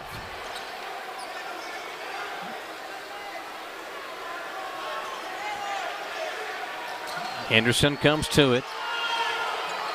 Good secondary option for Coach Brown. Busen almost got a steal. Should have been a backcourt violation right here in front of us. Should have been an easy call, Coach, right here in front of us, but the official didn't make it. And now it's Henderson with it for Henry Clay back at the top of the key. Working on the defense of Mello Boone. Yeah, no one's counting out here either. Mosley's asking for it. They get it back to Henderson. 40 seconds to play. Boone poked it away. Henderson able to come back to it. Swing it over. Now get it back to Henderson. He'll drive. Now back it out. 30 seconds to play. Henderson over to Madison. Now back to Henderson. And Coach Daniel Brown says slow it down again. Henderson crossing over. 20 seconds to play. Had it poked loose, and Webb will get the steal. Boone poked it away. Boone to Busen. Blocked and a foul. And Hawkins can't believe that the whistle's on him, but that will send Busen back to the free throw line. I didn't see that one either, Michael. Looked clean to us. We'll check it out here on the replay. Hawkins doing a good job of retrieving and getting back in the play. Looked clean. Might have got him with an elbow there, but the official makes the call with 12.7 to play. Busen can cut this Henry Clay lead down to 6 if he can knock both of these free throws down. First one somehow drops inside after hitting the front end of the rim. The rims here are pretty friendly at EKU. I think they've had them a while. I thought maybe Blackwell would check in here for 12-second offensive possession. I did too. Coach Brown didn't want to risk it. Well, he's so aggressive offensively that a charge is something that could happen with him. So it may be a smart move to leave him over there right now and keep him refreshed with only 2 fouls going into the second half. Yeah, with the way they're getting after in the perimeter, you wouldn't want him to get a chicken wing out and get an offensive foul out here 30 feet from the rim. They'll bring in more shooting with Kaysen Brown. So Conlon and Kaysen in the game for Henry Clay. Conlon will throw it in along with Henderson, Lynch, and Hawkins. 12.7 to play. They come in to Henderson. And he'll work it up against the defense of Busen. Got to go quickly here. 9 seconds to play. Busen defending. Gets across the timeline. Henderson with 3 seconds. 2. Got to get it off. Fadeaway 3. No good. And we head to the locker room. A good finish for Frederick Douglass.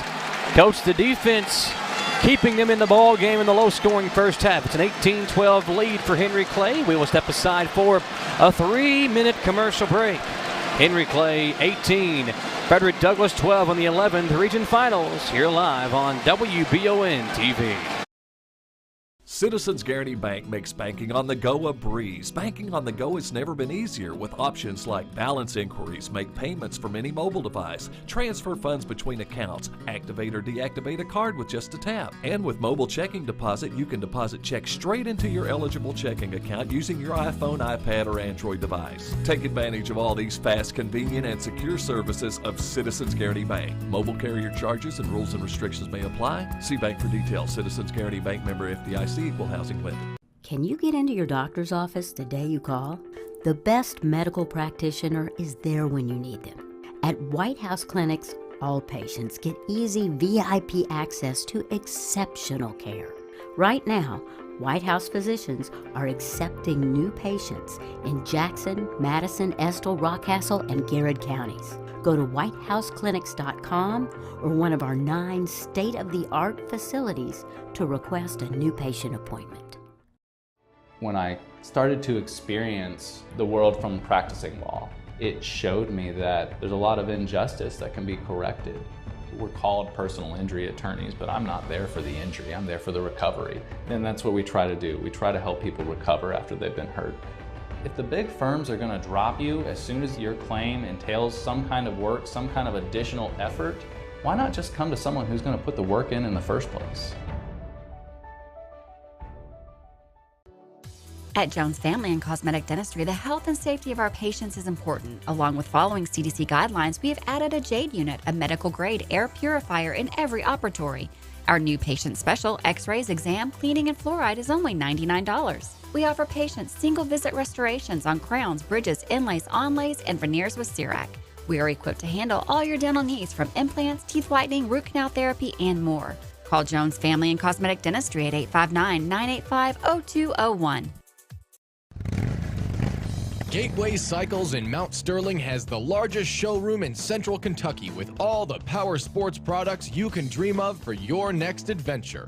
Gateway Cycles has a qualified, certified service department, friendly sales staff so you can ride free and play hard. Local people serving local people. We are here to make your dream a living adventure. Stop in and see us today at Gateway Cycles in Mount Sterling or visit us at gatewaycycles.com. Get the money you need now. Apply for a home equity line of credit at Cumberland Valley National Bank today with no payments for 6 months and low rates. There's never been a better time to tap into your home's equity. At Madison Drug, Charles and his staff know your time is valuable and will work to get you in and out quickly. We have a convenient drive-thru and offer free delivery. For vaccinations, just walk right in, no appointment necessary. Madison Drug, Richmond's hometown pharmacy. Back here on WBON TV, it's a 18-12 lead at the half for Henry Clay, here on WBON TV in the 11th Region Finals. It's the Bishop's Small Engine Repair halftime show. At Bishop's, the variety of outdoor power equipment is second to none.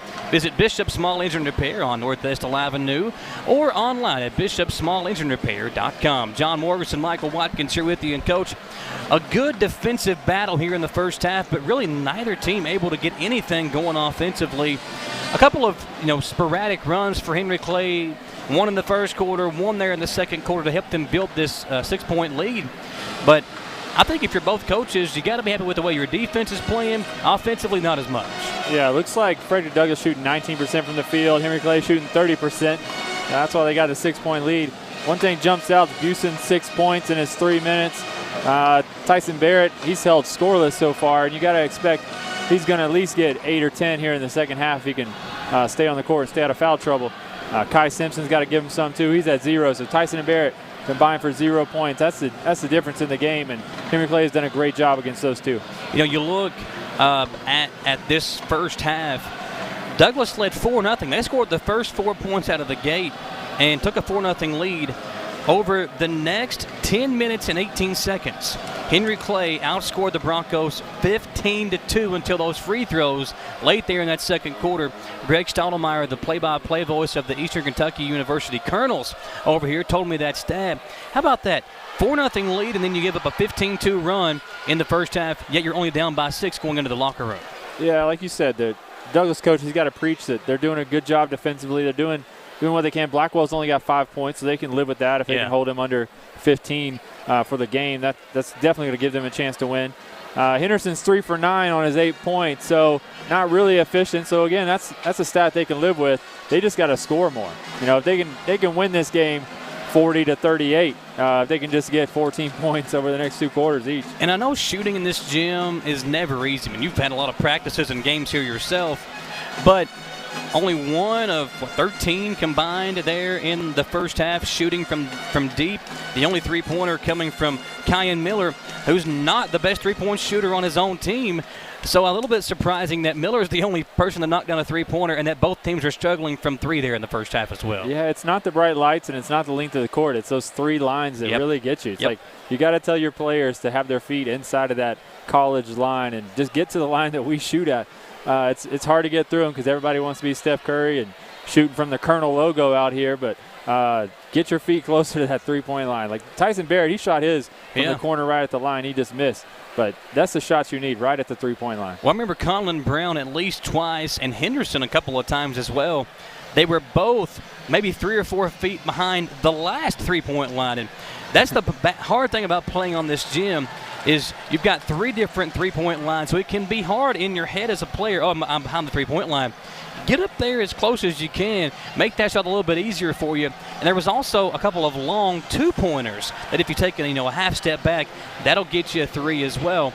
we'll see if either team's able to correct that here in the second half. It's a 8-point lead, 18-12. Henry Clay with the advantage here at the half. Appreciate you joining us here on WBON TV. The accounting of the stats is brought to you by White & Associates CPAs here in Richmond. You can look them up online or like White & Associates PSC on Facebook. And they do a lot for folks. They can take care of you and do a good job of just providing different types of services as far as White & Associates CPAs go. Again, you can look them up online or like White & Associates PSC on Facebook. It's a 6-point lead for Henry Clay at the half. We'll step aside for a quick commercial break. We'll come back and run down the individual stats for this game here in the first half with a 6-point lead for the Blue Devils here on WBON TV. Locally family-owned and operated Bluegrass Restoration and Construction is a full-service construction company offering full-service home maintenance. Bluegrass Restoration specializes in wind, fire, and water damage and mold remediation. With 24/7 emergency services, Bluegrass Restoration and Construction is here to serve you during any emergency. All their services are performed in-house with no subcontractors. No job is too big or small for Bluegrass Restoration and Construction. Give them a call at 859-353-1133. It's frustrating when something unexpected happens to our vehicles. That's why Chris Thorne and the staff at CT Diesel Repair are here to ease that burden. They offer roadside service, can come haul your vehicle to the shop, and will keep you updated throughout the entire process. One thing that keeps our vehicles performing at their highest level is the tires we put on them. CT Diesel has great deals on tires right now, just in time for the colder weather ahead. Mention this ad and get a free rotating balance with any oil change at CT Diesel Repair. Visit ctdiesel.us for more information. Batteries Unlimited in Richmond can energize you when your batteries fade out. They can also cut and make most home and automobile keys, replace and program key fobs, and make copies of your house keys. Plus, cell phone screen repair. Bring in your Apple or Samsung today. We are your home for all batteries. Go see Chris at Batteries Unlimited, Commercial Drive in Richmond.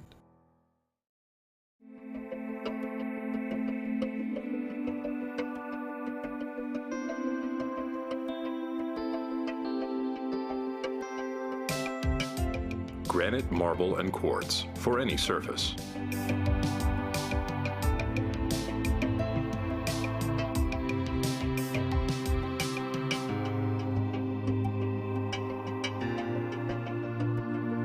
Make a lifetime commitment you won't regret. Get the money you need now. Apply for a home equity line of credit at Cumberland Valley National Bank today. With no payments for 6 months and low rates, there's never been a better time to tap into your home's equity. Life can be so hectic. The most important moment in my life is my escape. The moments when I'm free from all of the notifications. The moments when I'm with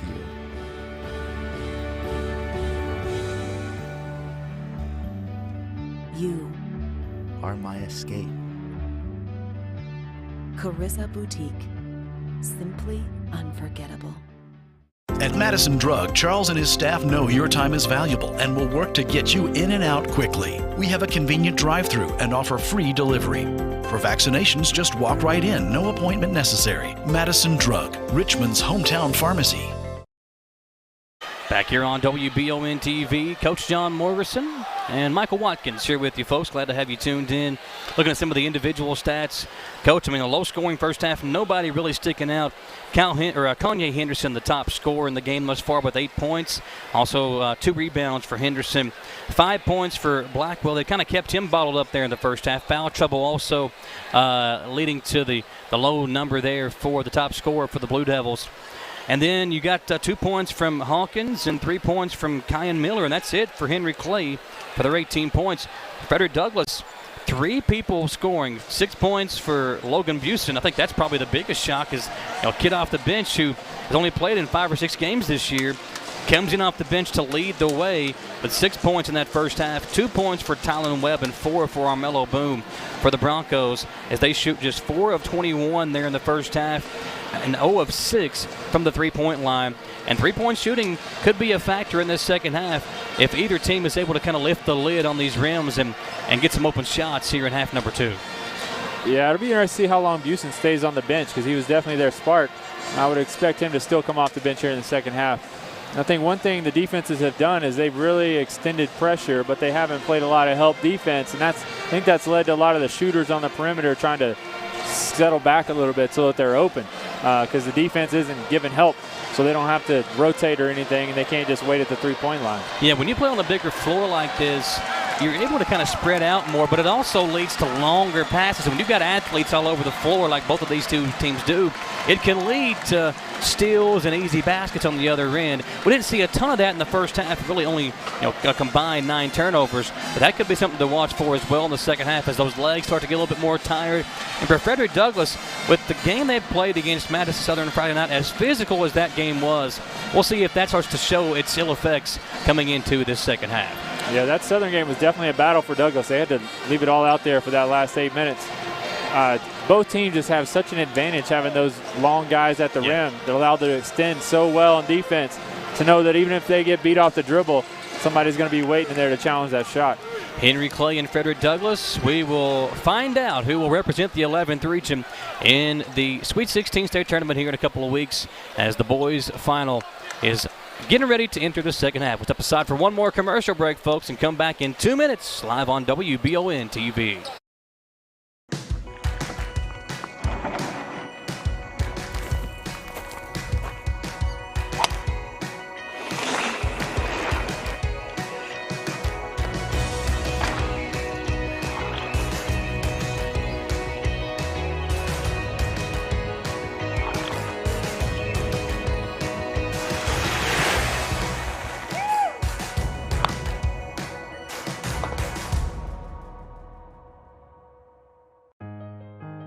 For over 40 years, Lake's Funeral Home and Crematory in Berea have been helping families through the hardest times in their lives. With traditional burial planning to cremation, the folks at Lake's can help you honor your loved ones with final arrangements. Lake's can also help pre-plan now. Let your family members know what you want and help ease their burden.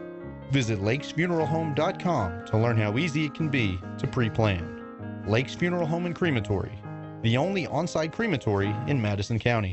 Who makes the best meal in Richmond? Nuevo Vallarta. Friendly service, a place that's good for kids and good for groups. Head to Nuevo Vallarta on Big Hill Avenue in Richmond. Nuevo Vallarta is known for warm hospitality, great prices, great food, and the best fajitas in town. Start with an appetizer, order a la carte, or choose from their huge menu of Mexican favorites for grown-ups and kids. Nuevo Vallarta on Big Hill Avenue in Richmond. When you want the best in Madison County real estate, call Sandy and Bill Adams with Realty World Adams & Associates at 623-1900. Sandy has over 20 years experience as an agent, broker, and a company owner in Madison County. Realty World Adams & Associates knows how to get your asking price when you're ready to sell, and they have all the tools to find your dream house when you are ready to buy. Call Bill or Sandy Adams at 859-623-1900 or check out their locations at 332 Highland Park in Richmond and 632 Chestnut Street in Berea. Realty World Adams & Associates. 6-point lead for Henry Clay as we get ready to begin the second half. Appreciate you joining us here on the Bishop's Small Engine Repair halftime show. At Bishop's, the variety of outdoor power equipment is second to none. Visit Bishop's Small Engine Repair on North Estill Avenue in Richmond and see all the latest brands available at Bishop's. A sloppy first half for both teams, Coach, and I think we'll see a lot of that here in the second half as well. These two teams know each other so well. They know each other's plays, they know each other's skill set, and it's hard to kind of flash anything new at the opponent. And this is now your fourth time playing against each other. We'll see kind of which team can step up here and make those shots that were all open. A lot of them open in the first half that just didn't go in. Big possession for Douglass. They need to set the tone here for the second half of the bucket. Roy Ford inside. He'll work in on Wicker. And he'll draw a quick foul. It was a good look. He almost got the end one. But Shamar O'Roy Ford, who I was really impressed with last year. I thought O'Roy Ford would come out this season and take that next step and become one of the top players in the 11th region. A little bit of a disappointing season for him. He's so strong and physical and a good athlete inside. But I think, there's so much talent on this team that kind of takes away from O'Roy Ford. Yeah, I like to see them get him a touch there. That's a good Good move there by Coach Mosley. Inside out in a game when you're struggling to score, definitely get the ball to the post, and good stuff usually happens.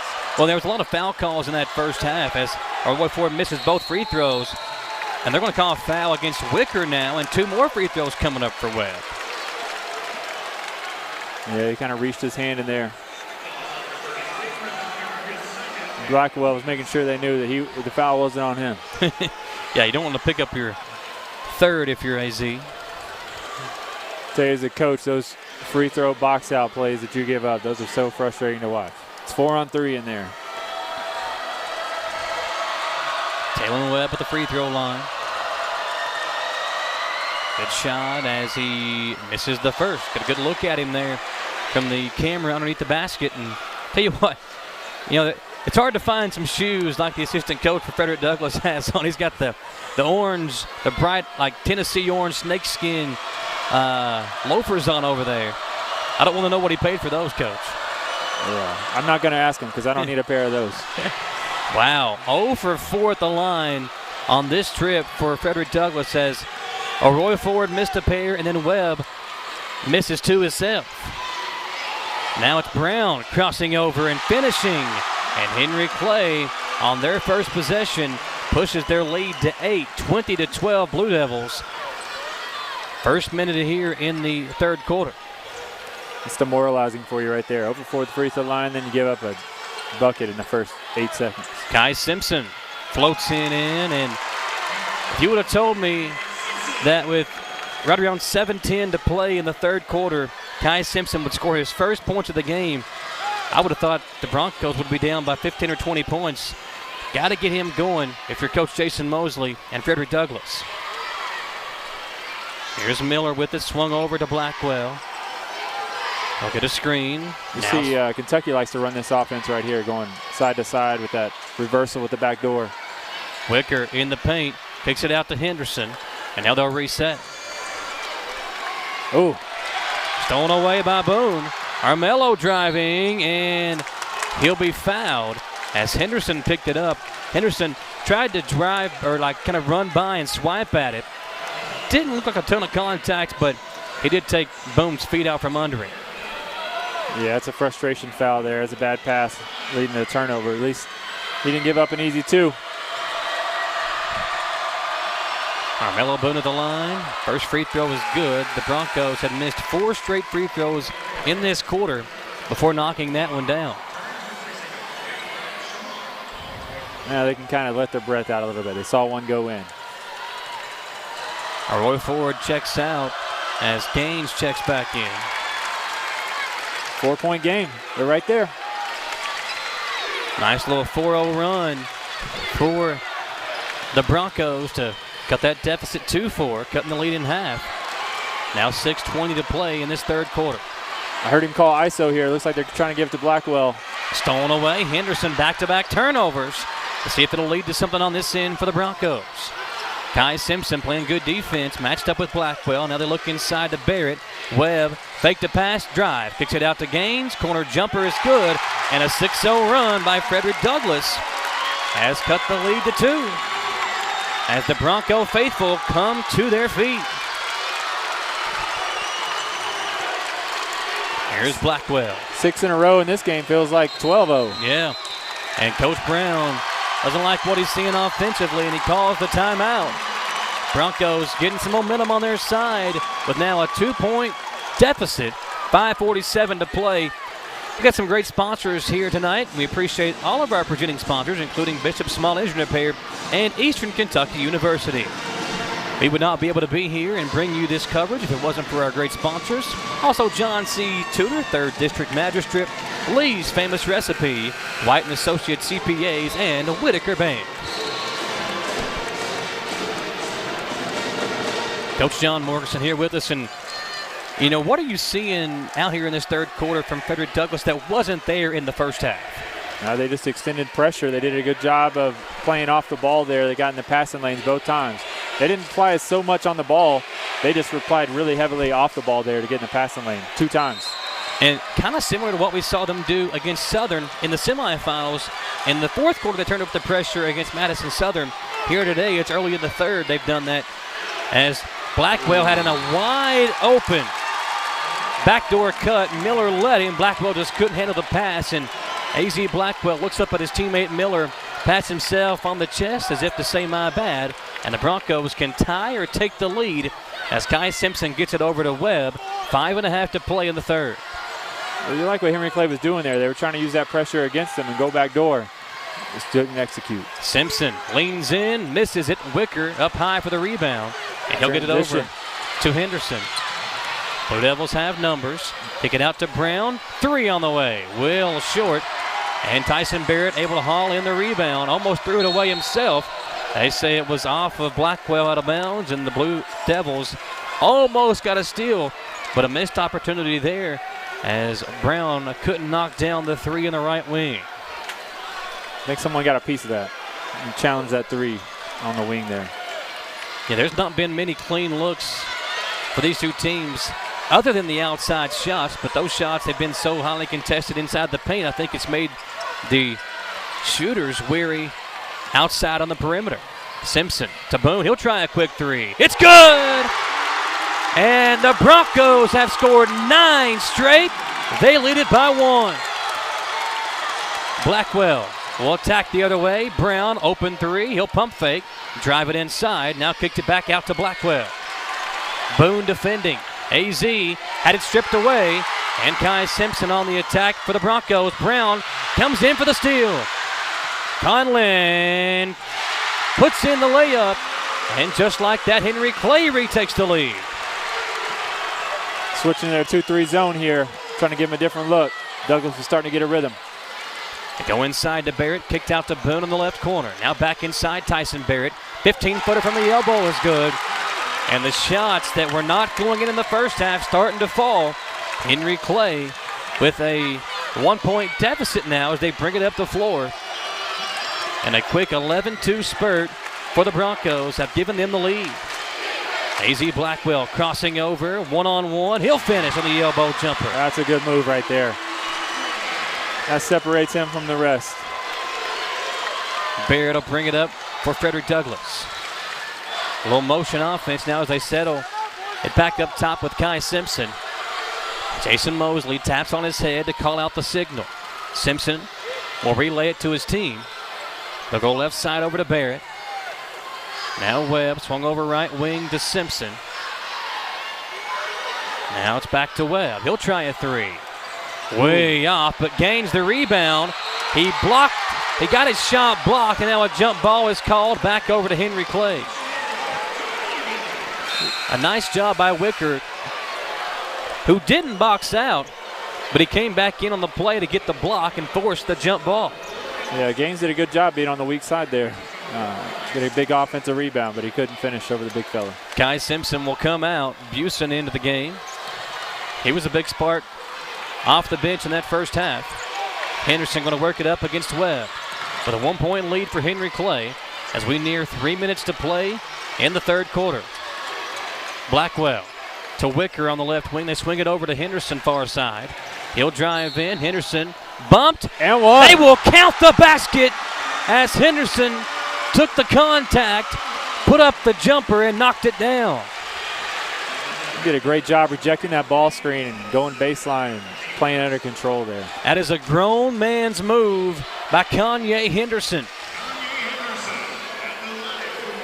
And Henderson will step up to the free throw line with 10 points on the evening. Try to make it 11. He will. And the lead now 4 for Henry Clay. Busen up the floor for the Broncos. He'll drive, lay it off for Webb, and he traveled with it. Jason Mosley doesn't like the call. As Busen drove in, we'll check out the replay here, see exactly what he did. Busen sees the official make the call, and now Jason Mosley looking down his bench, see who he brings back in the ball game. Brown quickly on the drive, kicks it out. 2:40 to play in this third quarter. Henderson going to work on the defense of Busen. He'll kick it out to Blackwell. Now Wicker sets a screen. Blackwell, pass over to Brown. Now back to Henderson, and the Blue Devils will reset. Blackwell screened by Wicker again, and we got a foul on the inside, and the Blue Devils will inbound under their own basket. 2:21 to play. Henry Clay is trying to take away Douglas's energy there a little bit, trying to show some patience on the offensive end to make him guard. 4-point lead for the Blue Devils after a quick run by Frederick Douglass gave them the lead. Now Henry Clay takes it back and trying to build it back up. Brown open for three, doesn't take the shot, kicks it back to Henderson. We near 2 minutes to play in the third. Wicker comes out way up top to set the screen. Henderson drives. Blackwell open for three. It is good. That's a great pass by Henderson. Cool, calm, and collected. Blackwell knocking down the three ball, and Henry Clay pushes the lead back to 7. Barrett to Leighton Harris, who's checked back in for the Broncos. He'll turn around. The floater that won't go, but a over-the-back foul on Tyson Barrett, and I believe that's the 4th on Tyson Barrett, and it is. A huge turn of events as the top scorer and top rebounder for Frederick Douglass will have to come out of this ball game with now 4 fouls and 1:44 to play in the third quarter. You look at Douglas's bench right now, you got Simpson, Barrett, Ford over there. This is Henry Clay's time right now. Yeah, and Simpson looks tired. He's going to check back into this ball game, but he does not look like the same kid we saw on Friday night. Blackwell guarded by Harris. He'll drive. Leighton playing good defense. Now it's Henderson. Busen takes that matchup. These two young kids off the bench for Jason Mosley and Frederick Douglass have been really good at defending the top 2 scorers for the Blue Devils. Blackwell got open for 3 a moment ago. Now it's Henderson with it. He's been the top scorer all night long. He's got 11. Blackwell's got 10. He's got the basketball right here in front of us. Blackwell with Harris all over him. He'll get it over to Brown. Now back to Blackwell. He's poked in the face. Didn't get a call. Now goes over to Brown. Conlon will drive. Lay it off to Wicker. Wicker's tough shot won't go, and here comes Armello Boone up the floor for Frederick Douglass. Boone takes a bump. Little hesitation dribble, and the basket good for Armello Boone. That's the bucket Douglass needed right there. It's a great shot by Boone. 30-25, Armello Boone with the jumper. Half a minute to play in the third. Henderson will drive, finds himself wide open, and he'll lay it in, pushing the lead back to 7. Leighton Harris. 15 seconds to play. Ooh, yeah, right there in front of the official, a carry, and Simpson will come right back in. Harris will have a seat. And Kanye Henderson followed Harris all the way over to the bench and said something to him. Harris, upset with himself, smacks the seat in frustration, as now, for the first time here in the second half, we see number 23, that's Mason Hawkins, back in the game for the Blue Devils. Henderson will come to it. Under 10 seconds to play. Gotta go if you're Henry Clay. 4 seconds. Henderson out to Brown. 3! Ooh. In and out. And the third quarter will come to an end. Henry Clay 32, Frederick Douglass 25 on your Citizens Guaranty Bank scoreboard. What a third quarter it was. The Broncos battled all the way back to take a 1-point lead. Blue Devils answer and lead by 7 after 3 on WBON TV. Davis & Powell Funeral Home in Berea. From our attention to detail, a diverse staff, and the best aftercare in the business, there's no better local choice to take care of your family in a difficult time than Davis & Powell. Call in to discuss pre-planning and preparations so there'll be no additional burden on your family. Davis & Powell Funeral Home in Berea. For additional information, check them out at davisandpowellfuneralhome.com. Davis & Powell Funeral Home, always going the extra mile. Gillum Sports Lounge is the perfect place to gather to watch your favorite team. Watch EKU, Kentucky, and every game of the 44th District Tournament at Gillum Sports Lounge in Richmond. The food is pretty good too. Burgers, pizza, salads, appetizers, and so much more. Gillum's has something for everybody. Stop by Gillum's today. They'll be ready to fire up the grill for you. Or order online at GillumSportsLounge.com. Gillum Sports Lounge, 830 Eastern Bypass inside the Richmond Mall. 7-point lead for Henry Clay as we get you set to begin the fourth quarter in the 11th Region Finals. John Morgerson, Michael Watkins here with you, Coach. The Broncos battled back down 8 on a quick jumper by Brown.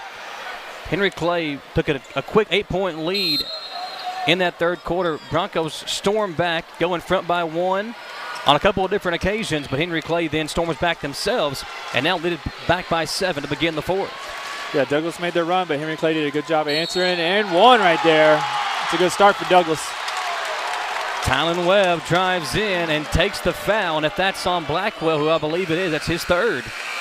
That could be big as well, as the top 2 scorers for each team battling with foul trouble pretty much the entire game. It was Barrett for Frederick Douglass, who now has 4, and now it's the third on AZ Blackwell. Wicker's out now too, so that's going to open up the lane. Kai Simpson has got to get to the rim now. Yeah, I think it's a good decision by Coach Brown. Wicker, a much better defender inside, but Frederick Douglass is taking all their big guys out, so he's trying to go match the size with them and match up easier defensively. Free throw comes off. The Broncos really struggling from the free throw line. Now 6 of 12 at the stripe here in the 11th Region Finals. Blackwell going to work on Busen. He'll drive in, lay it off for Miller, who'll lay it off the glass. And Henry Clay back in front by 7. Henry Clay just wants to spread them out right now. They don't think Douglas can guard them 5-on-5 off the dribble. They're just going to try to beat their man. Stagnant offensive possession for Frederick Douglass as Webb will come to it. And he'll work against Miller. Dribbles left side. Hands it off to Chenault. Avion to Simpson. Pump fakes. And then kicked out to Chenault for 3. Man, that one was halfway down. Somehow comes out. Ball's loose. Everybody on the floor, and Conlon Brown comes away with it. Great job by Hawkins there, tipping that ball out to Brown. Little things like that can win you an 11th Region Championship. Here's Henderson driving. He's blocked, but a foul before the block by Busen.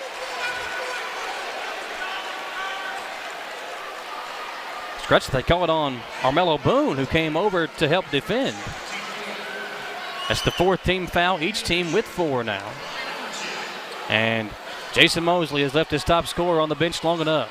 With 4 fouls, Tyson Barrett will come back into this ball game after this first free throw by Henderson, in which he misses. Chenault will come out. And I like this 5 on the floor right now, John Morgerson for Frederick Douglass. You've got a little bit of everything. You got defense and rebounding and size for now Frederick Douglass as Henderson splits a pair of free throws. And you bring in your top scorer, see if they can get him going. Webb wide open underneath, and he lays it in. Good find by Busen. It's back to a 6-point lead for Henry Clay. Frederick Douglass is really good at the free throw situation and getting the ball out quick and going up the sideline. He did that a couple times against Southern. They've done it twice now tonight. Man-to-man defense for the Broncos. Simpson will take the matchup with Blackwell. Blackwell gets around him, kicks it out. 3 from, I think it was Hawkins that came off. Couldn't see him over here in the right corner. A nice rebound inside by the Broncos, and now Simpson on the attack again. Lays it off for Barrett. Tyson crossing over on Miller.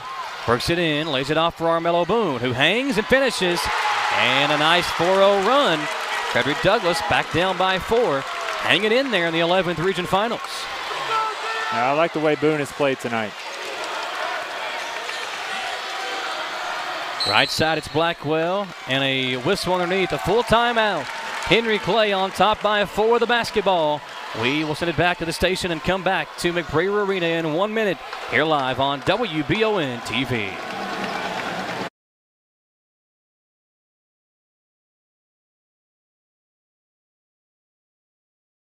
Cars of Kentucky was once again voted the #1 pre-owned automobile dealership in Madison County. Some of the reasons why include the friendliest local staff. All prices on the vehicles are clearly marked. Plus, they have a great updated website that has all the inventory listed. Cars of Kentucky has a great location. Whether you need a gas saver, a truck, SUV, Cars of Kentucky has all the best brands. Cars of Kentucky, 356 Big Hill Avenue, or give them a call at 624-CARS.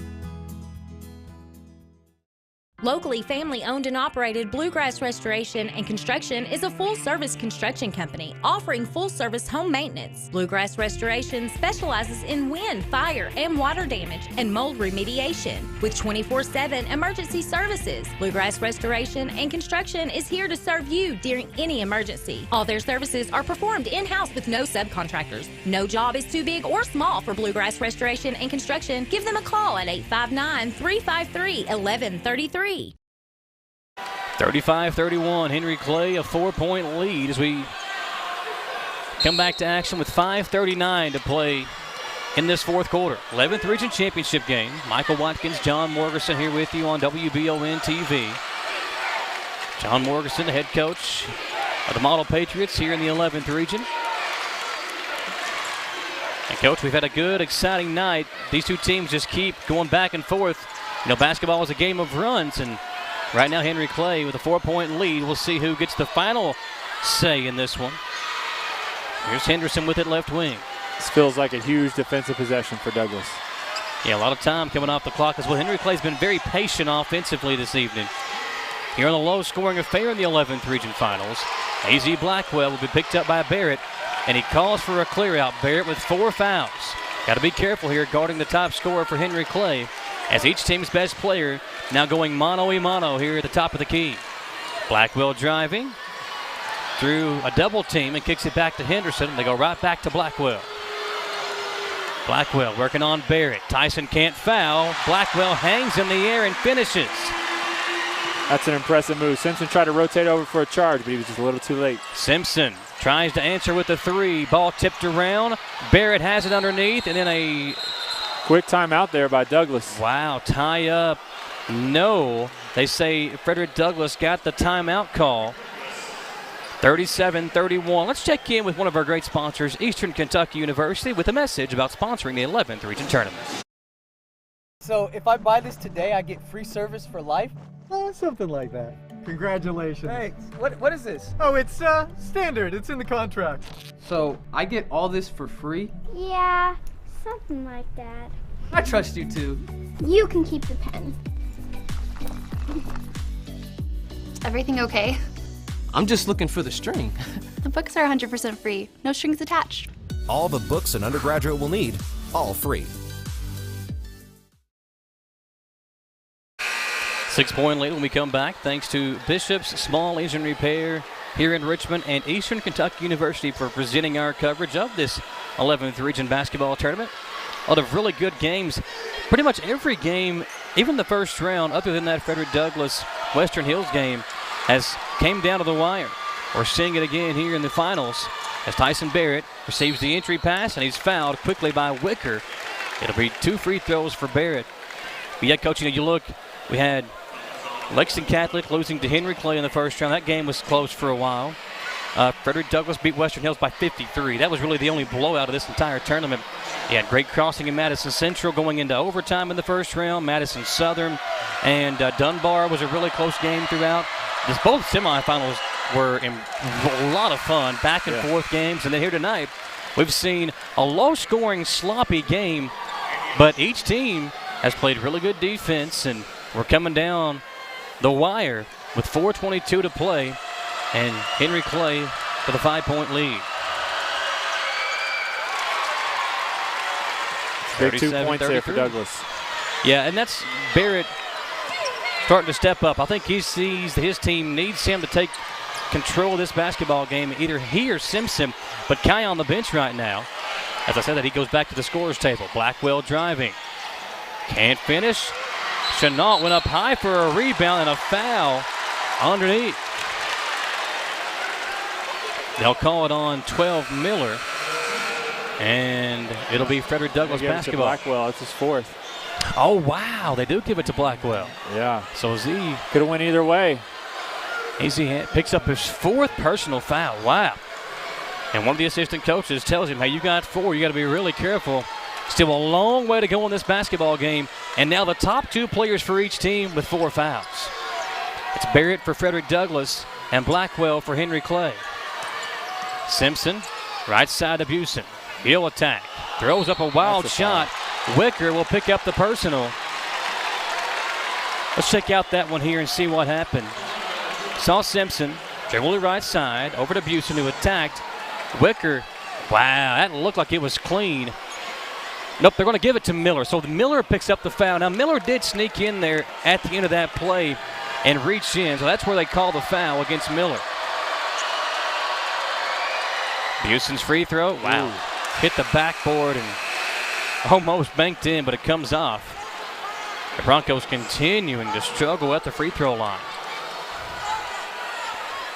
Nerves might have got him a little bit on that one. 37-33. Good shot of Busen there as he misses both, but almost grabbed his own rebound. Brown has it for Henry Clay, and he throws it in the backcourt to Henderson. Henderson working on Busen. 37-33, and now under 4 minutes to play. Henderson drives all the way up, but he missed the layup, and a big rebound by Barrett inside. Armello Boone up the floor for Frederick Douglass. Boone spins. Wow, shot, he put it in! Timeout, Frederick Douglass. Armello Boone with a huge shot. Check out the replay on the Bluegrass Restoration and Construction replay. Boone, the spin and the finish, and the okey-doke. And Frederick Douglass down by just 2 with 3:23 to play. We'll step aside for a quick commercial break, folks. Don't go anywhere. Here live on WBON TV. I'm Michelle. And I'm Jennifer. And in the spring of 1992, Bishop Small Engine Repair was born in our mom and dad's barn in Estill County. Then in the fall of 1992, we made the move to Madison County, where we are today. With the support of our family, customers, and community, we have continued to grow in the outdoor power industry. With a full line of products from Coconut, Grasshopper, Echo, and Shindawa, we can help you tackle your yard so you can enjoy it with your family. Bishop Small Engine Repair, where our focus is our customer. Stop on in, 119 North Estill Avenue in Richmond. We can't wait to see ya. Need a physical for school or work? Need it right away? No problem. Berea Urgent Care has 2 convenient locations along with late hours to meet your needs. They're affordable too. Physicals at Berea Urgent Care only $20. DOT and CDL physicals are only $65. Berea Urgent Care number 1 by Walmart is open every day 9 to 9. Berea Urgent Care number 2 by Berea Drug open Monday through Friday 10 till 6. No appointment necessary. Berea Urgent Care, here when you need us. 2-point lead, Henry Clay with the advantage and the basketball, but Frederick Douglass in the midst of a 6-0 run right now. And now we near the 3-minute mark of this 4th quarter. What a fun game it's been, the 11th region finals. Blackwell will drive for the Blue Devils. Shot goes hard off the back rim, and then Miller and Chenault battle for it, and we've got a whistle underneath as Chenault tied him up, but the possession arrow will keep it on this end for Henry Clay, as now the 2 teams, or the 2 crowds, start to come to their feet. AZ Blackwell will trigger it in for the Blue Devils. Blackwell can't find anybody. Comes into Miller here on the left corner, and an easy offensive foul right in front of the official. Miller almost teed up as he picks up his 4th foul. That was good restraint there by the official. He could have given him a tee, but.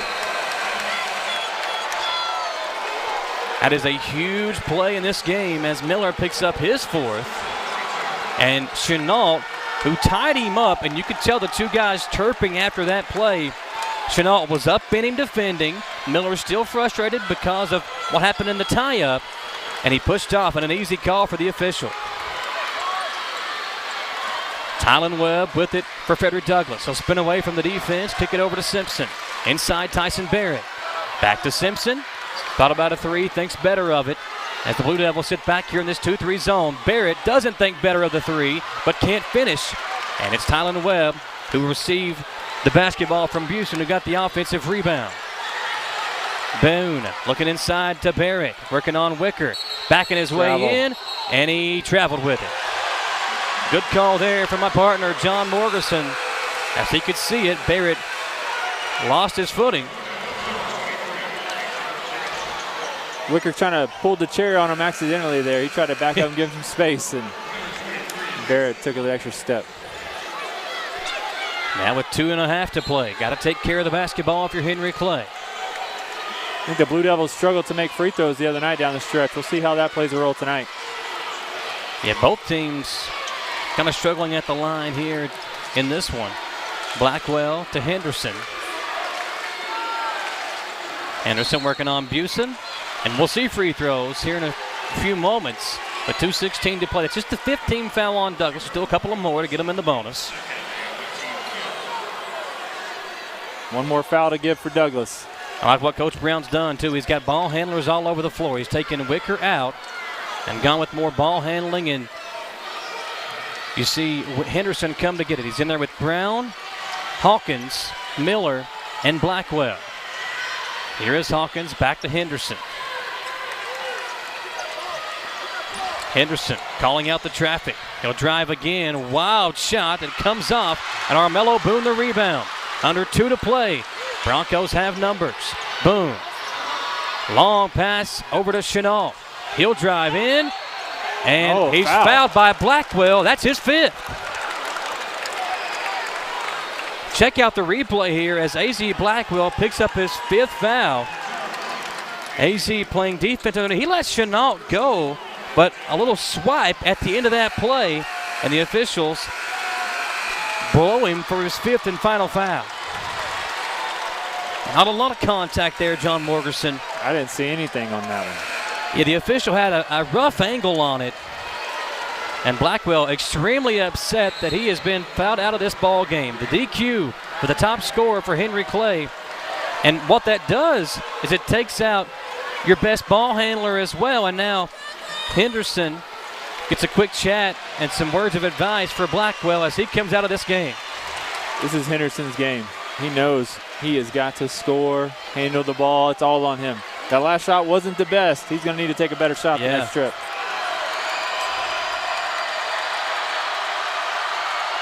Free throw from Chenault comes out. The free throw struggles for Frederick Douglass continue. And it's not just been one guy. Everybody that has stepped up there has struggled missing free throws.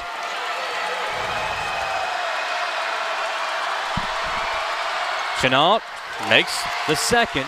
37-36, a minute 48 to play.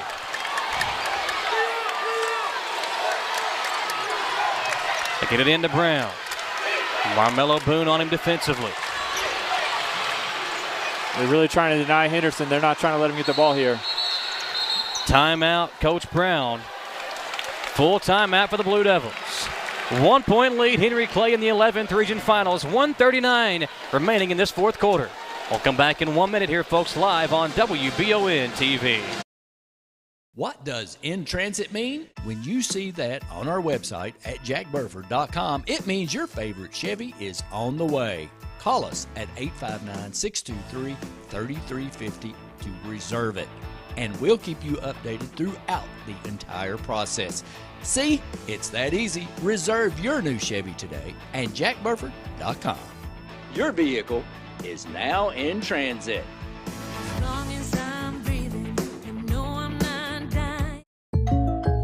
Hey, I didn't order any pizza. Jake from State Farm.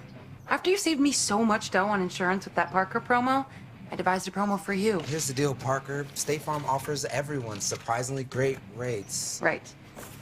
Pepperoni pockets, cuckoo crusties. There's no promo, it's just great rates. And a cider ranch. When you want the real deal, call State Farm agent Jerry Goebel in Richmond today. Like a good neighbor, State Farm is there. 37-36 here in the 11th Region Championship game. A 1 point lead for Henry Clay in the basketball.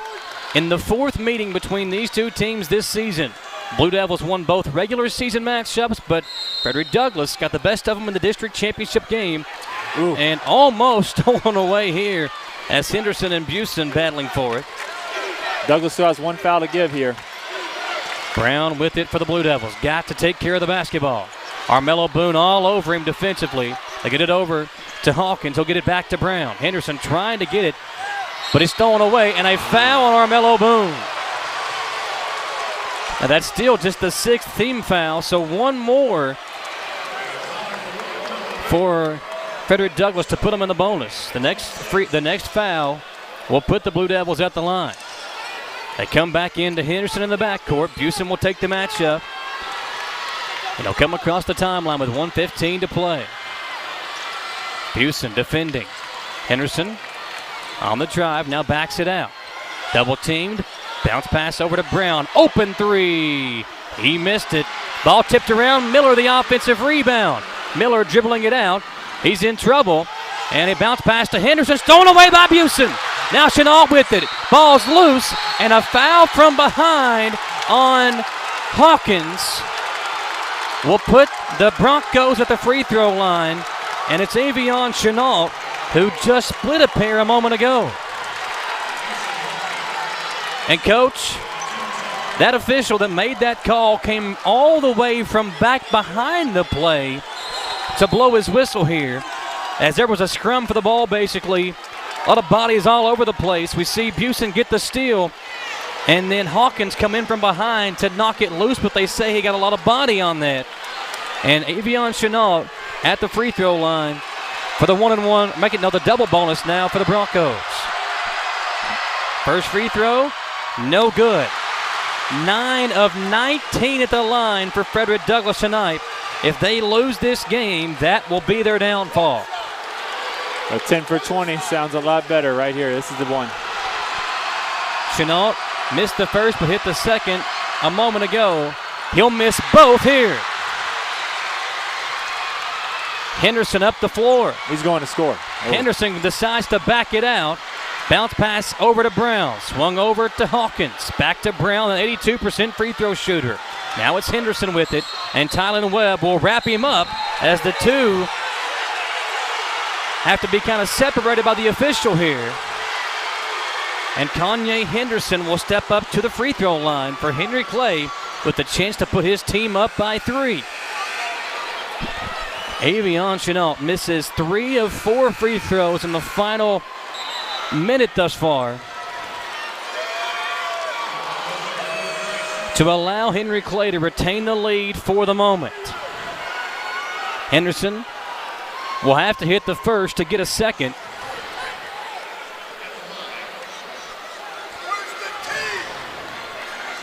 As a Broncos fan asking for a technical foul behind us.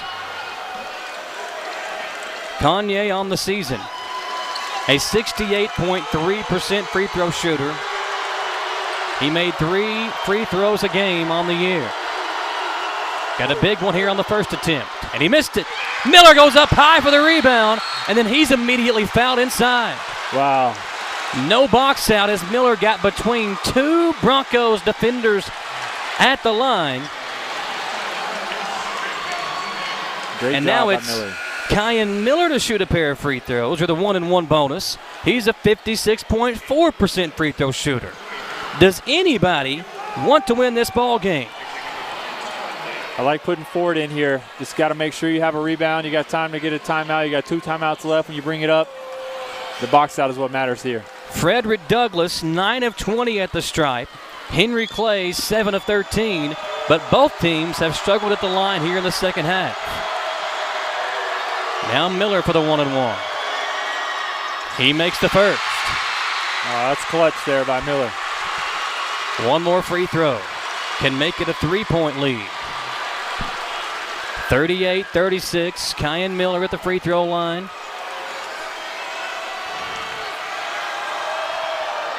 He makes both. Big time. 39-36. Broncos have hit 1 3-pointer tonight. Don't really need one here. Barrett turned it over. Tyson Barrett lost the handle. Now Henderson is fouled by Barrett. That's his 5th. And Henry Clay can ice it at the stripe. John, it looked like Barrett wanted to be the hero there, was trying to go one-on-one. And Tyson Barrett can knock down the open three, but I'm not sure going one-on-one in that situation was the best thing for Frederick Douglass as he turned it over. And now Henderson, who missed the front end of a one-on-one situation a moment ago, steps back up there with 23.3 seconds to play. Ooh. Missed it. Ball tipped around. Armello Boone with a rebound. 19 seconds to play and a timeout, Frederick Douglass. Man, Henderson rushed that one a little bit. Get up there and take a deep breath. This game is not over.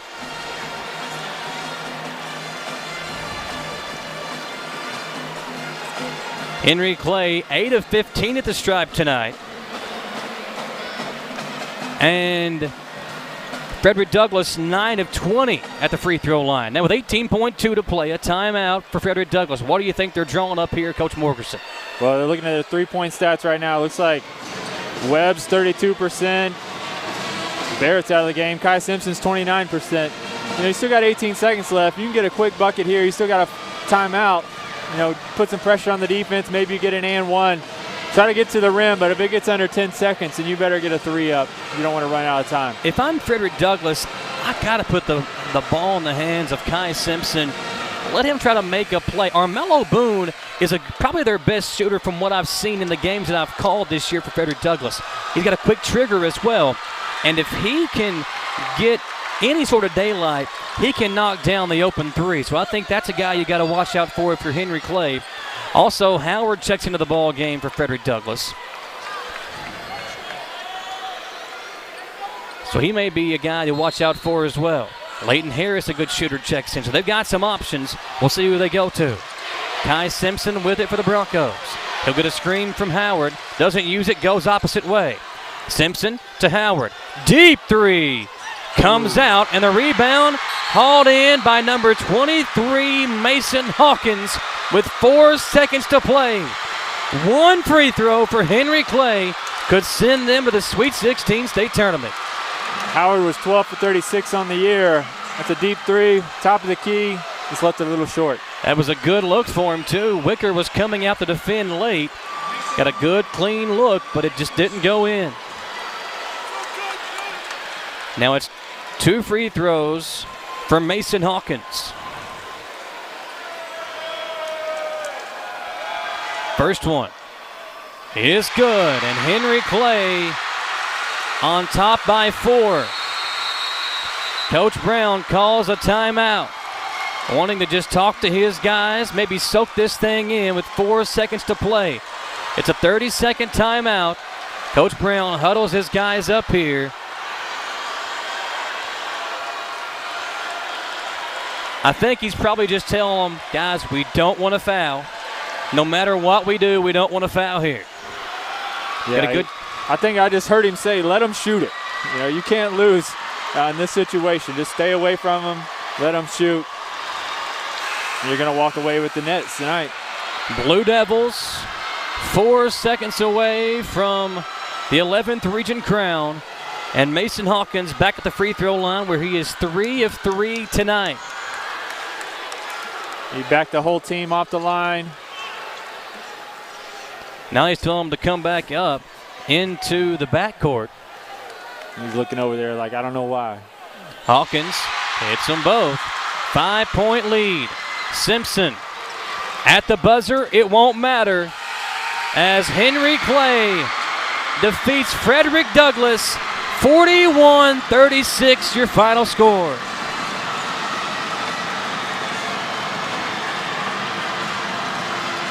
Happiest man over there with Coach Brown is Blackwell. His teammates did a good job closing it out the last 3 minutes with him over there on the bench. What a game for Henry Clay. It was sloppy throughout. Defense was a catalyst for both of these two teams. But for Henry Clay, they made enough plays late, John Morgerson, for them to win this game and bring home an 11th region championship. Yeah, it was just about getting enough stops. It wasn't even about the free throws. They just got enough stops to win. Free throws, a big thing in this game as well. We'll get the final stats here in a moment, but unofficially, Frederick Douglass 9 of 20 at the free throw line, and they missed some big ones late that could have given them the lead. And, Coach, in a game like this, those situations are always magnified because you've got to take care of the ball. Turnovers are magnified. Missed free throws are magnified. And for Henry Clay, again, as we see him celebrate, congratulations to Coach Brown and his Blue Devils on a tremendous season. And they'll once again be representing the 11th region in the state Sweet 16. We'll turn it over here in just a moment to Mr. Hardy, the PA announcer, for the all-tournament team selections. And we'll get the trophy presentation for Henry Clay, the champions, and the runner-up, the Frederick Douglass Broncos. Felt like if Douglass could have just got the lead late there. They had the ball down by one and could have just got the lead. Maybe it's a different story. Yeah, I mean, late in the game, you know, there really wasn't, I don't remember one big basket. I remember the backdoor cut. I think Miller was the one that finished it on a layup inside. But these two teams, I mean, the defense was there. And how about for Frederick Douglass? You win the district championship. You have a rematch of the same game here in the regional finals, and Henry Clay best you 41-36. A tough way for your season to end after winning the regional championship. Yeah, they would trade that district championship in a heartbeat right now. Henry Clay with a 5-point win. We'll turn it over to Mr. Hardy, the PA announcer here at EKU. The runner-up and regional champion trophy.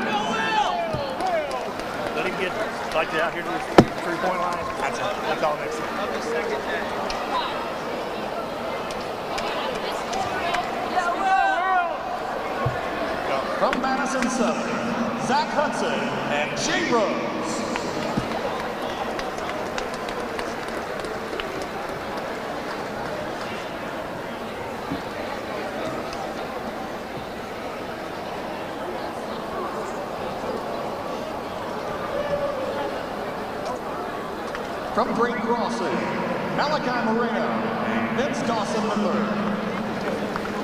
Thank you.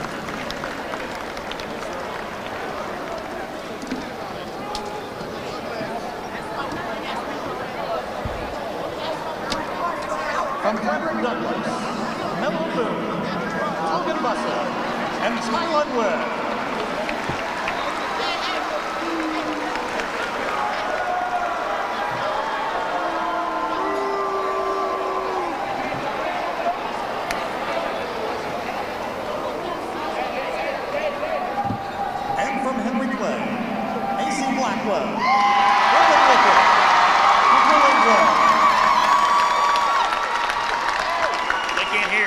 just couldn't hear. What's that? All I could hear was Casey Blackwell. Can you read this? Brendan Wicker. Yeah. And Carlin They only heard one name. Brown. They only heard Henry Clay only heard. I'm getting there. I can't read the last one. Yeah, I can't. That's this one. Also, Brendan Wicker and Conlon Brown.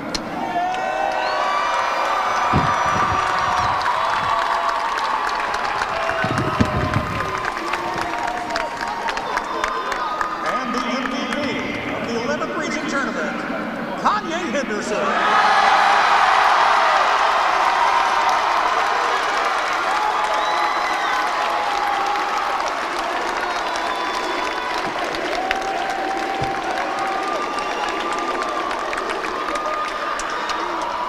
Now, fans, how about a round of applause for your runner-up, the Frederick Douglass Broncos.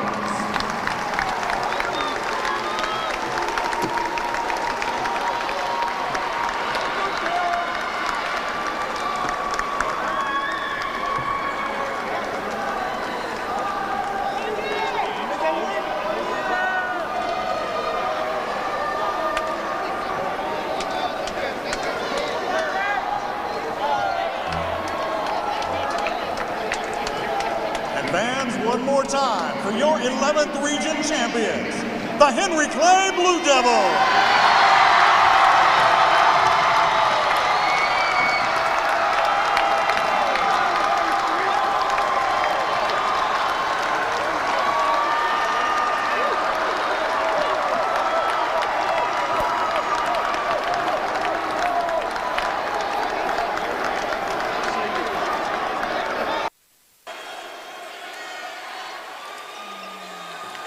Final score 41-36.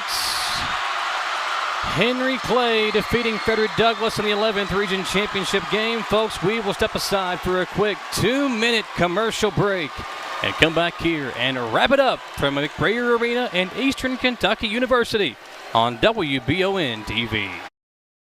Orthopedic and Sport Physical Therapy will help guide you on your road to recovery. It is our mindset, a spirit driven to excellence to help people heal faster and better. If you have pain or an injury, or you need experts in sports medicine, Orthopedic and Sports Physical Therapy is your best choice in rehabilitation, and you have direct access. In most cases, you do not need a referral to any of our 7 locations serving the region. Just give OSPTKY a call. Visit our website at osptky.com to find the location nearest you. Here are some helpful tips to get your house ready for winter. Make sure your filter is changed. Typical locations are at your air handler or furnace, and a filter grill or an air cleaner like this. If you have other accessories on your system, like UV lights or a humidifier, now would be the time to service those. Make sure your ceiling fans are set to clockwise rotation. Go ahead and close those foundation vents. Disconnect your garden hoses from your outdoor spigots. Have Madison HVAC keep you warm this winter. Give us a call at 859-625-1471. And remember, we fix that too.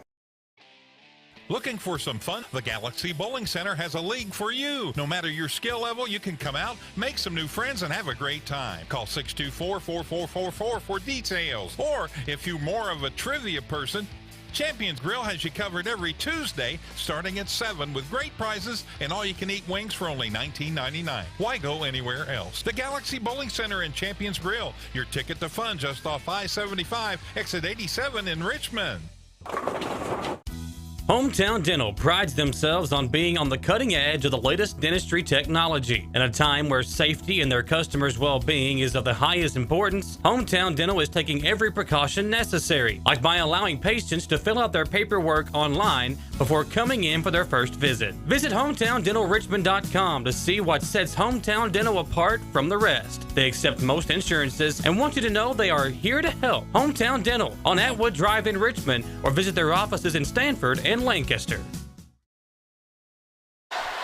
Welcome back in McBrayer Arena in the Hometown Dental postgame show. Hometown Dental on Atwood Drive in Richmond is here for you. They stay ahead of the latest dentistry technology to provide their patients with the best possible experience. Visit HometownDentalRichmond.com to learn more about what Hometown Dental can do for you. They have several locations in Central Kentucky. You can look them up online again at HometownDentalRichmond.com. John Morrison, Michael Watkins here with you. And, Coach, a really fun 11th Region Tournament concludes with a fun game here, a rematch of the district championship game in which Frederick Douglass won by 3. But the Broncos unable to hit free throws late in the game, and Henry Clay pulls out a 5-point win, 41-36 over their district rival. And such a fun atmosphere here tonight. You know, even though Henry Clay gave up a lead late, it felt like they were the better team the entire game. Made enough plays down the stretch, made enough shots down the stretch to pull out the victory. But such a fun atmosphere and a fun tournament. And I think the way that this game played out, I think I don't know. I'm not going to say Henry Clay was the best team in the region all year long, because there were a lot of teams that could have held that title throughout the year. But they definitely showed that they have different options, good defense, and what a win for them tonight. Yeah, you love Douglas's fight in the second half to make that run in the third quarter, and that's what gave us the game in the fourth. You think about Henry Clay losing the district championship, responding by going to Lexington Catholic and winning, which is a tough place to go and win. Backing it up with their win against Great Crossing, who had a great season as well. And then coming here tonight and giving us a great show. Last year's final was an 18-point win, I think, for Madison Central over Douglas. And this went 32 minutes all the way down to the end. Could have gone either way, and they just made enough plays to win. Final score 41-36. Look at some of the final numbers here for these two teams. 15 points for Armello Boone. What a game he had for the Broncos. Carried them offensively. Played some good defense as well. Had a couple of steals late in that game that gave them chances. They just couldn't do it on the other end. Nobody else in double digits. A rough scoring night for Tyson Barrett. Barrett just 4 points, did have 8 rebounds. But when your top scorer, Coach Morrison, only attempts 4 shots, it's going to be hard for you to win. Barrett did that. He was 1 of 4 from the field. But Kai Simpson, a rough shooting night as well, 1 of 7 from the field. Those two guys, the top 2 scorers all year long for Frederick Douglass, they combined to go 2 of 11 from the field. And there's no way you can win a championship game when your 2 best guys struggling like that. Yeah, they got 2 from Simpson and 4 from Barrett. Yeah. Just not enough shots, just not enough touches for those guys to get into good rhythm. For Henry Clay, you get 4 points, 4 rebounds from Conlon Brown, 12 points, 2 boards from A.Z. Blackwell, 14 points and 4 rebounds for the tournament MVP, Kanye Henderson, 7 points, 8 rebounds for Kyan Miller. He made some big plays down the stretch, got a couple of big rebounds, knocked down the clutch free throws that sealed the deal, and Miller a big game tonight as well. 4 points, 5 rebounds for Mason Hawkins, and that'll do it for the 41 points for Henry Clay. The Blue Devils shoot 38.9% from the field. 11 of 18 from the free throw line, made enough free throws to win. But Frederick Douglass, 9 of 20 from the free throw line, 1 of 12 from the three-point line. And when it mattered most, Henry Clay made the clutch free throws to win. And they pull out the 5-point victory, 41-36 in the 11th Region Championship game. What a fun tournament. I tell you what, appreciate everybody that joined us this week, folks, and appreciate all the great folks that made our coverage possible and the great tournament experience here put on by Paul Thompson and the folks at Frankfort. Tell you what, Hugh Davis, Ron Harrison, and the Stats crew here tonight, appreciate them doing what they do each and every single night for us. Dawson Rule, our cameraman, and the staff here at EKU, what a great job they did working with them. David Miller and his crew do a great job here during the season for EKU Sports. They partnered with us tonight to provide all these awesome camera angles and different things.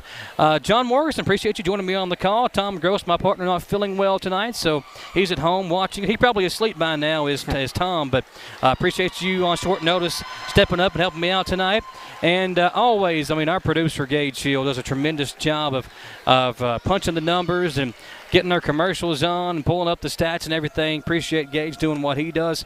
I'm Michael Watkins, folks, and I'm just blessed to be a part of all this. I really appreciate all the fans that watch WBON TV, all the great sponsors that we have, and we couldn't do any of this if it wasn't for them. We appreciate all those folks for doing what they do as well. A fun basketball season comes to an end as Madison Central and Southern weren't playing tonight. Neither was Model or Berea. But, Coach, should be an exciting year for I think, the 11th Region as a whole next year.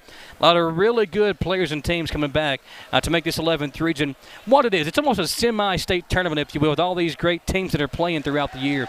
And you guys are part of it. You see it on a nightly basis just how hard it is to compete in this 11th Region. Yeah, it's one of the strongest regions in the state, and we saw it tonight. And Good luck to Henry Clay as they go to Rep Arena and represent us. Congratulations to the Blue Devils tonight. 27-8 on the season after a win tonight in the 11th Region Championship game. For all of us, folks, we appreciate you tuning us in. We'll see you next time on WBON TV.